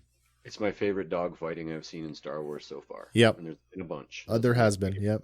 My favorite. Yeah, because it's actual dogfighting. It's not, it's not a car chase. It's not it's not like the scene from Empire with the bajillion ships just flying in one direction, not shooting. And I know it's the filmmaking style from the 40s in the 50s when they were doing all the World War II fighter pilot movies. Yeah, very much. Lucas focused on hard, but by taking the POV out of the cockpit and look like from the ground and from above and from the sides, it's so much more chaotic and it's sort of, I really enjoy that. Filming a dogfight, man, totally. So then I kind of put here in my notes, I like pulling out of the spiral, the child vomits on himself as if he had just come off an amusement park ride. I got the roller coaster vibe the whole scene. Yeah, exactly. And then it's kind of funny, like, because then it's like, hey, that's some great flying. It's like, are you gonna land? No, I got some in-flight maintenance I got to do, as he's trying to like dab the puke off of the kid. Another dad moment. Yeah, totally. Let me buy you a drink. No, I can't right now. I'm gonna have to take a rain check. Yeah. Onboard maintenance. I wrote puke patrol. Let's see if there's a stain on his tunic in the next episode for continuity. I bet you there will be. Nice. Because I don't think Mando does a whole lot of laundry. No, that's what I'm thinking. Although I did notice, so there's this, and it's probably really esoteric and grasping at straws, and it could just be a different palette, but on the Disney app, where they show the Mandalorian streaming now, there's a picture of Greef Karga and Cara Dune and the Mandalorian. And the Mandalorian, instead of wearing the gray tunic under his armor, is wearing a purple tunic. Interesting. It's very different. And it could just be they've tinted the image differently. Maybe. I know those... really wearing a purple tunic. One of the images I posted up for this week's episode had the three of them together, and it was from the Entertainment Weekly photo shoot that came out. Yes. And everybody looks pretty clean in that. Yeah, it's true. Yeah, glam shots. Yeah, very much so. Yeah. So we get a little tonal shift here. Mando departs, says his goodbyes. Good flying out there. And then we have a scene of the just outside the city, and we have a familiar pair of X-Wings sitting there. Mm-hmm.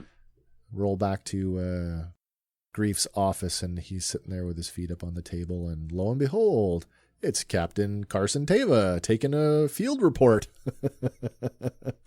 Just like, so, again, lending itself to that whole, traffic cop thing. And there he is, is there anything else you want to tell me?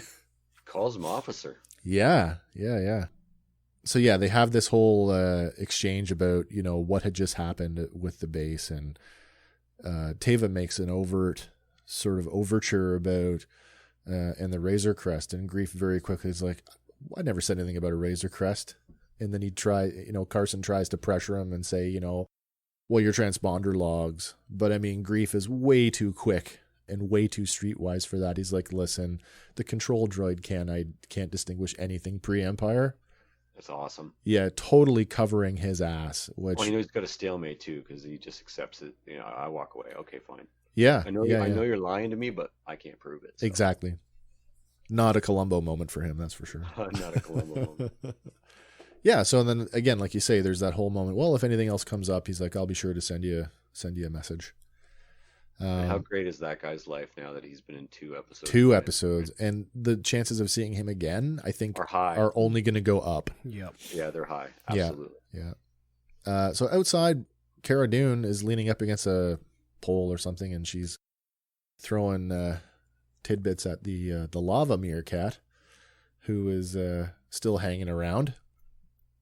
And Carson stops to have a little exchange with her and goes on about how, what does he say? He says, your record shows that you were in the rebellion, and, we could use good people. And she's like, I'm not a joiner, Blue. But then he's like, so this whole, the Blue thing. Mm-hmm. So you had asked me what I thought about the Blue thing, and I think you had a particular sort of thought process. I thought maybe Blue Squadron, but and then I started wondering after I talked to you, like, do they actually know one another a little bit? Like, not like almost wondered at dinner, but like that they've passed each other in a rebel base before, like that maybe we don't know what his call sign is.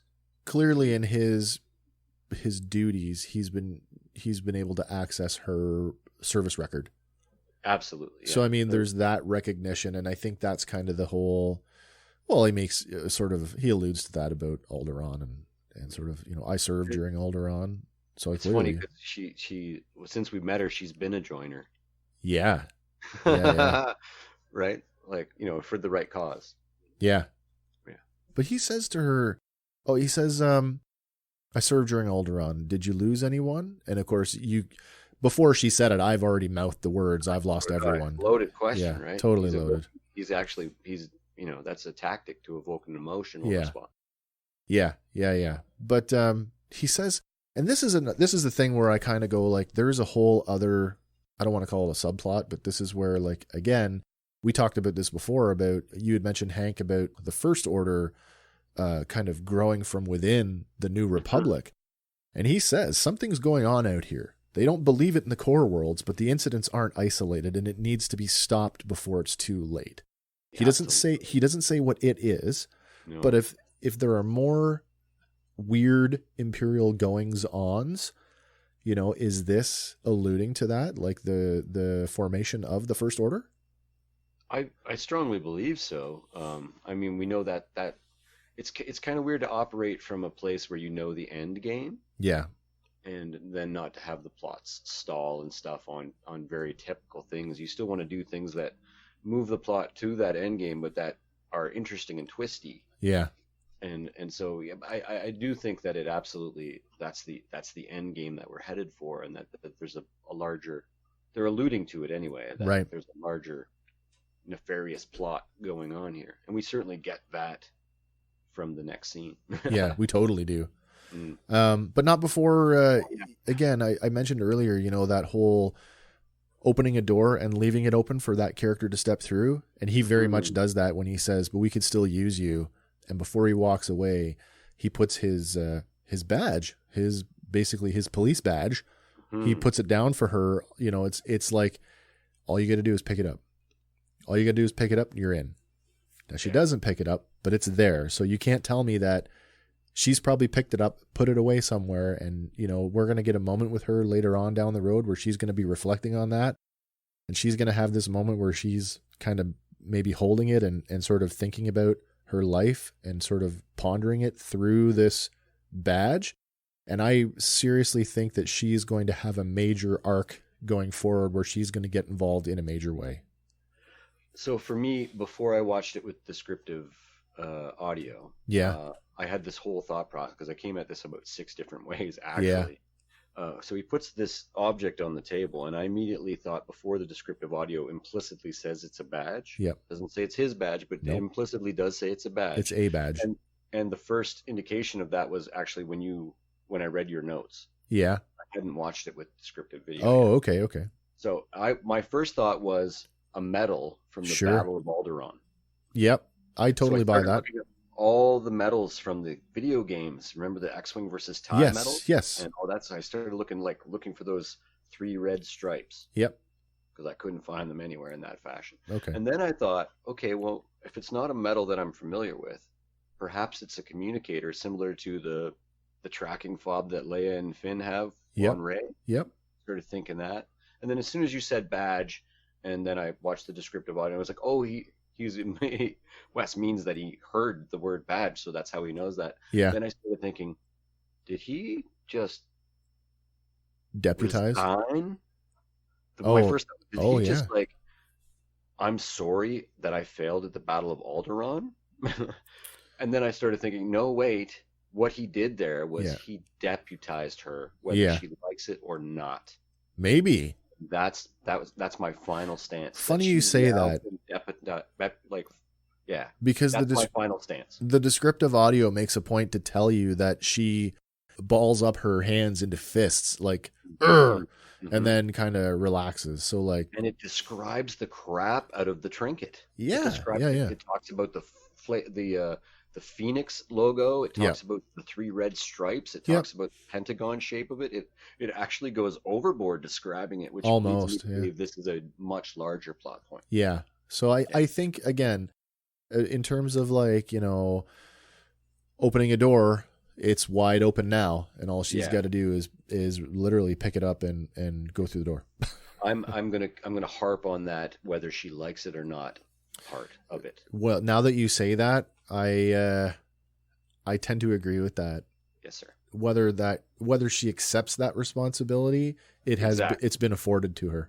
Exactly. Yeah. Exactly. Yeah. So we get we cut. It's a wipe. Cut to a shot of empty space, and in true Star Wars fashion, we get an overhead pass of what we now know is an Arquitens light cruiser, which again, ships that have appeared in other sources. This one, Arquitens, I think we were introduced to them back in Rebels. Clone Wars. They were they in Clone Wars? Ships. They were Republic ships that were and then the Empire redesigned them for light cruisers. Oh, okay. Or command cruisers, actually. Yeah. Okay. We first saw them in Rebels, and the Republic had them. Yeah, Clone Wars. Sorry, Clone Wars. Right. Yeah. I guess they were there. No, you're right. You are right. Mm-hmm. Now that I think about it, yeah. The Arquitens, the big three. Yeah, they were even called the same thing. Yeah. So this light cruiser passes overhead, very much like the Star Destroyer shot from A New Hope. And then we cut to a scene, which I assume is the bridge, where there's a young female officer, and she answers a holo call.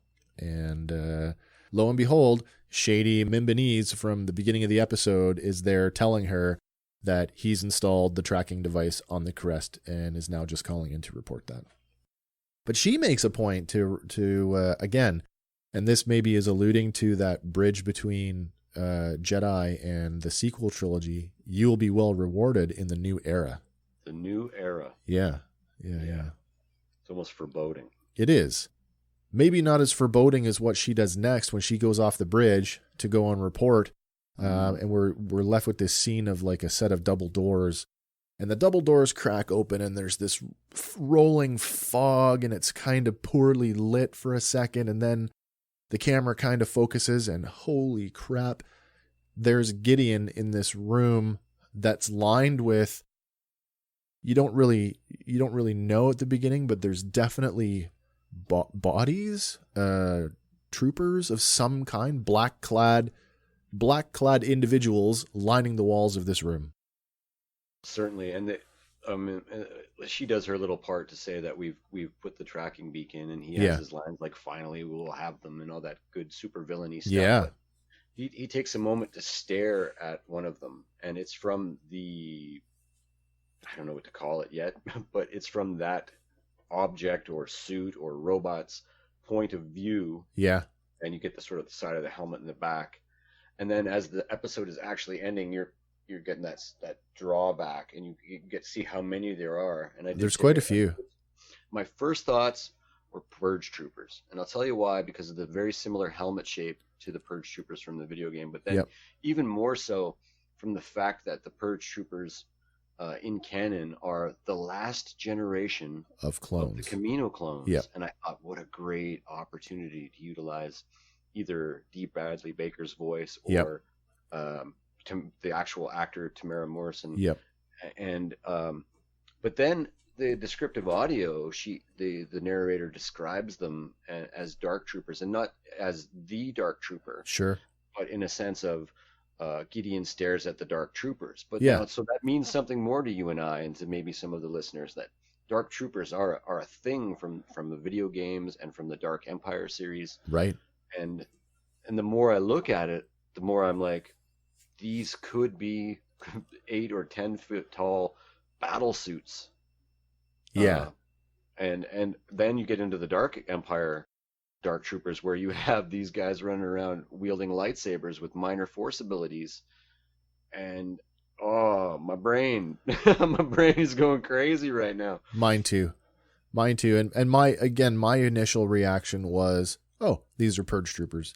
Mm-hmm. Just because they're kind of hidden in shadow. You don't get a real clear look at them, but you sort of get generalized shapes. And my first thought was, well, the helmet shape is kind of similar, and it is kind of shiny black, and the Purge Troopers are, shiny black. And then we had talked sort of pre-show about it, and I started second guessing, and it's like, I kind of had to go back and revisit sort of like, what is a Dark Trooper, and what are the origins of those. And right. Like you say, there's a couple of EU references for them. They're like the Dark Empire series and the Dark Forces video game. And then I started going sort of like, what is a Dark Trooper? And like, okay, well, there are multi versions of those, and sort of like the second and third iterations of those were meant to be wearable exosuits, right? So exactly. I mean, it could very well be that. But then I go back and I look at what did we see on screen, and I'm like, and it kind of hit me. It's like, well, there's that fog that rolled out there, like, so that there's a very distinct temperature difference between that chamber and the rest of the ship, and that could be for a couple of reasons. I mean, certainly electronics and heat do not go well together. So could we be cooling them because they are in fact droids? But that doesn't make sense from, what we know about droids in Star Wars. There's never been a requirement to have to cool a droid before, not to that level. But if we look at them from the perspective that maybe this is some kind of hybrid, amalgamation of a Dark Trooper and a Purge Trooper, there certainly would be some precedent to have the room colder to preserve tissue and to slow metabolic processes, right? As if it was a person. For me, the mist was indicative of organics. We see the mist in a couple different places throughout Star Wars. We see it when ships depressurize, or when ships land, they vent some sort of gases. Yeah. We certainly see there's a little bit of mist comes out of Vader's meditation chamber. Yeah. Things of that nature. So it does lend you to like, I did, once I focused in on that, I was like, no, I strongly feel that these are organic beings. Yeah. Possibly in some sort of stasis. And I tend to agree with that. And I mean, maybe it's just me, maybe it's my eyes, maybe it's because I am watching it on a 4K TV, but like at the very least, I'm inclined to believe that the first couple of troopers were actually actors in a suit, because there was some kind of, it looked like there was some subtle back and forth, like, when you're told to stand still, but you can't stand still because you kind of sway back and forth. There was a little bit of that. Yeah, no, that's entirely true. Yeah. I also, the reason I focused so hard on Purge Troopers, not only the clone aspect, which is very, very interesting. That's very exciting for me. The link to the Inquisitores. Yeah. And that you had said that one guy you were talking to in one of the Facebook chat, comments was that the guy had the theory I had read that perhaps Gideon was Force sensitive Inquisitorus, Right. and I thought, well, that's now Purge Troopers makes super sense. It absolutely does. And so and what a great way to actually bring in even more depth from canon and bring in some Cal Kestis, maybe even a few of the brothers or sisters that might have blasted, or so there's all kinds of stuff we can still draw from. Certainly we're going to get we're heading on a trajectory to where to have Jedi coming up, certainly Ahsoka Tano and possibly Sabine Wren, but we know Bo-Katan. We have all these, like, the stakes are really stacked for the good guys. So to up the ante on the bad guys' side, but beyond the dark saber, now we have these. You have a wonderful opportunity to give closure to some characters, which I don't want to call them loose ends, but let's be frank here. Known Jedi in the wind right now. You've got, I'm going to say Ahsoka. We know she's not part of the Order, but for all intents and purposes, she counts. You have Ahsoka Tano out there. Yes. There's a very real possibility that Cal Kestis, the protagonist from Jedi Fallen Order, is still out there. Yes. Ezra Bridger is still out there. Yeah. They've announced that the Fallen Order series is going to be a trilogy of games. Oh, that would be fantastic. 2 more stories. Oh, great. Cal Kestis, yeah. So, I mean, let's just go completely fantasy here and go, like, let's say there's a reason to get all 3 of those people together, along with Mando, Greef, Cara, Bo-Katan, and her people, to have this big, like, final confrontation. Certainly. It would only make sense that Moff Gideon is something more, like perhaps being an Inquisitor, and that those are, in fact, Purge Troopers. And then from the Fallen Order game, there's also the Inquisitor that he rescues, and she, the Force user. Yeah. The Dark Force user. She was a Night Witch. That's right, a Night Witch. Pardon me. Yeah. So there's lots of Force users still. That's right. Ostensibly, I can't remember his name, but he was the sort of the Jedi that was based on sort of Native American. There's a novel where he runs off with a Saj Ventress. Quinlan Vos. Quinlan Vos is ostensibly still alive at this point. Yeah. So there is, when gone, Last of the Jedi will he be is a misnomer. It really is, yeah. Yeah. I think, there's a real. Oh, where was I going to go with this? I totally lost it. Oh, yeah. So I want to talk a little bit more about Inquisitors for a second. So, I mean, for the casual fan who has no idea what we're talking about, that's true. We know that the Emperor and Darth Vader did not single-handedly go out into the galaxy and slaughter all the Jedi, that they had to have some help. So again, we have this core of Force-trained soldiers, the Inquisitorum, who were commanded by Darth Vader, but really kind of operated fairly independently. And they were essentially dark Force users who helped track down and either convert or kill anybody who was left. We see the beginning of it in the Clone Wars, where in those episodes where Ahsoka rescues the Force-sensitive children. That's right. That, like, even back then, Palpatine is trying to Jedi style acquire younglings with Force abilities. Yeah, I mean, Inquisitors were. I want to say that they were introduced legends back in the D6 West End games. Yes. There was they called him High Inquisitor Tremaine. And he was the failed student of a what was his name? A Jedi, Corvin Shelvey, who basically failed his student. His student turned to the dark side and became this Inquisitor. Mm-hmm. And then we never hear about them again. They pop up sort of. They were kind of a staple in the role-playing game, but then they kind of modified that for Rebels when we started seeing these Inquisitors, and then they became these nameless characters that just carried. They were either brother or sister and a number. Yeah, they get into in the comics. If you haven't encountered it, Vader trains them all. Yeah, and he takes a limb or wounds each one in succession. Right. To teach them about loss and hatred. Yeah. And it's actually super crazy cool. They form a plot to try to assassinate Vader and fail horribly. What's interesting about the whole the numbering and naming convention for these guys is that they don't actually tell you, they don't on the nose tell you how many there are. So, I mean, there is every possibility, and I say it's a possibility, but if we're gonna try and connect those dots, let's go all the way. And Moff Gideon may be an Inquisitor. There's at least 10.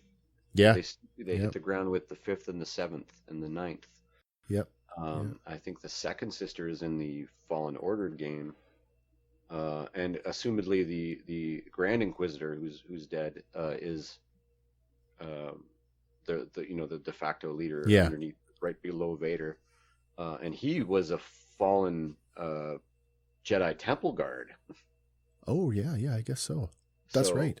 They also the 9th sister from the Fallen Order game was it Padawan that they corrupted? That's right.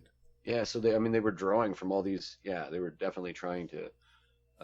They didn't want super powerful beings that they couldn't control that would challenge them for the rule of 2, but they certainly needed somebody that could wield a lightsaber. Yeah, that could stand up to a Jedi. Yeah. Interesting stuff going forward. So yeah, that's sort of the climax of the episode is this, the tracking device is in place, and did they still have the asset? Yes. So, I mean, given everything that just happened with the transmission from Pershing, there is a requirement for whatever it is that the Remnant is doing. They need more blood with a high M count, and it looks like they're going to be coming for the child doubly hard now that they've got a tracking device on them. So definitely lends itself to that whole crash collision course thing that we've sort of talked about before. So again, we're now into uncharted waters, and short of I know we kind of joked about it, but getting the band back together, but at this point, I went back and I thought about it a little bit harder too. They say that Gideon was an ISB officer, and I had sort of posited, what about, bringing back, oh my Lord, what's his name? Callus. Callus was also an ISB officer. He was, yeah. Is there a chance that they know each other? That's sort of our first dip into the ISB. Yeah. Realistically. There's some definitely in the West End games, but our first character that's of that nature. Yeah, if Gideon is this Moff, certainly he's had power for a while. Sure. I mean, he could have certainly named himself Moff after the fall of the Empire. That would be easy to do. Yeah. But yeah, if he's at some sort of level of authority within the Empire, I would think his officers would know him. I would think so too. And I mean, having a guy like Callus who worked on the inside for so long could be a strategic advantage going forward. And ostensibly the commander of the ISB or a high-ranking member of the ISB would know about the traitor implicitly. Of course they would. Yeah. Yeah, for sure they would. So that's it. That's the Siege in a long nutshell. We're going to get Ahsoka next episode. You're going to call it next episode for sure? I think next episode we're going to get Ahsoka. I think that we're certainly going to get a mid-season trailer. I'll be looking for that. Just watch the social media because they don't really air that stuff on the, Disney network. I'm gonna call Ahsoka next episode. We're definitely heading for some sort of 3-pronged approach to a Mexican standoff. Yep. With respect to Mandalorians, to our cast of heroes, and the Gideon and the Dark Purge troopers, whatever we're gonna call them. Yeah. I just wanted to say, did you watch the holiday special, the Lego holiday special? I've started it. I have not finished it. Yeah, there's some neat stuff there. I know we're off topic from the Mandalorian, but there's some neat stuff there with respect to what's canon, if that is in fact canon. Oh, cool. We move beyond Rise of Skywalker in the timeline. Oh, excellent. And so we get to see Rey, and I don't spoilers. It's a cartoon. So. Yeah. We get to see Rey trying to train Finn to be a Jedi, which is one of John Boyega's crazy complaints about. Yeah. They dropped that from his story. Well, let's be to it in Rise of Skywalker. Yeah, let's be honest. You can't really deny that that's what it was set up for, that he was potentially going to be. Yeah. And then to drop that? A huge drop ball. Yeah, for sure. Drop ball for me. I'd love to see some sort of final, some sort of nice requisition. Reparation? For that yeah, absolutely. Yeah, Does that make it any easier? I know a lot of people my wife particularly has mentioned, where it's like, hey, you know, the flip side of that is for every complaint he makes, it's like looking a gift horse in the mouth, right? I'm like, listen, like that, there's some truth to that, but at the same time, like they really did him a disservice by setting him up to be this thing and then not following through with it. And I think that kind of goes back to what I've said all along about why do you have a Star Wars story group if you're not going to be consistent?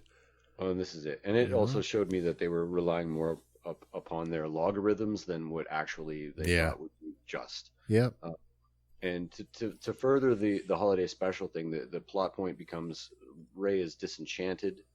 She then finds an object similar to a holocron that lets her enter the nether regions and therefore travel through time in a lighthearted way to experience other Jedi training their Padawans.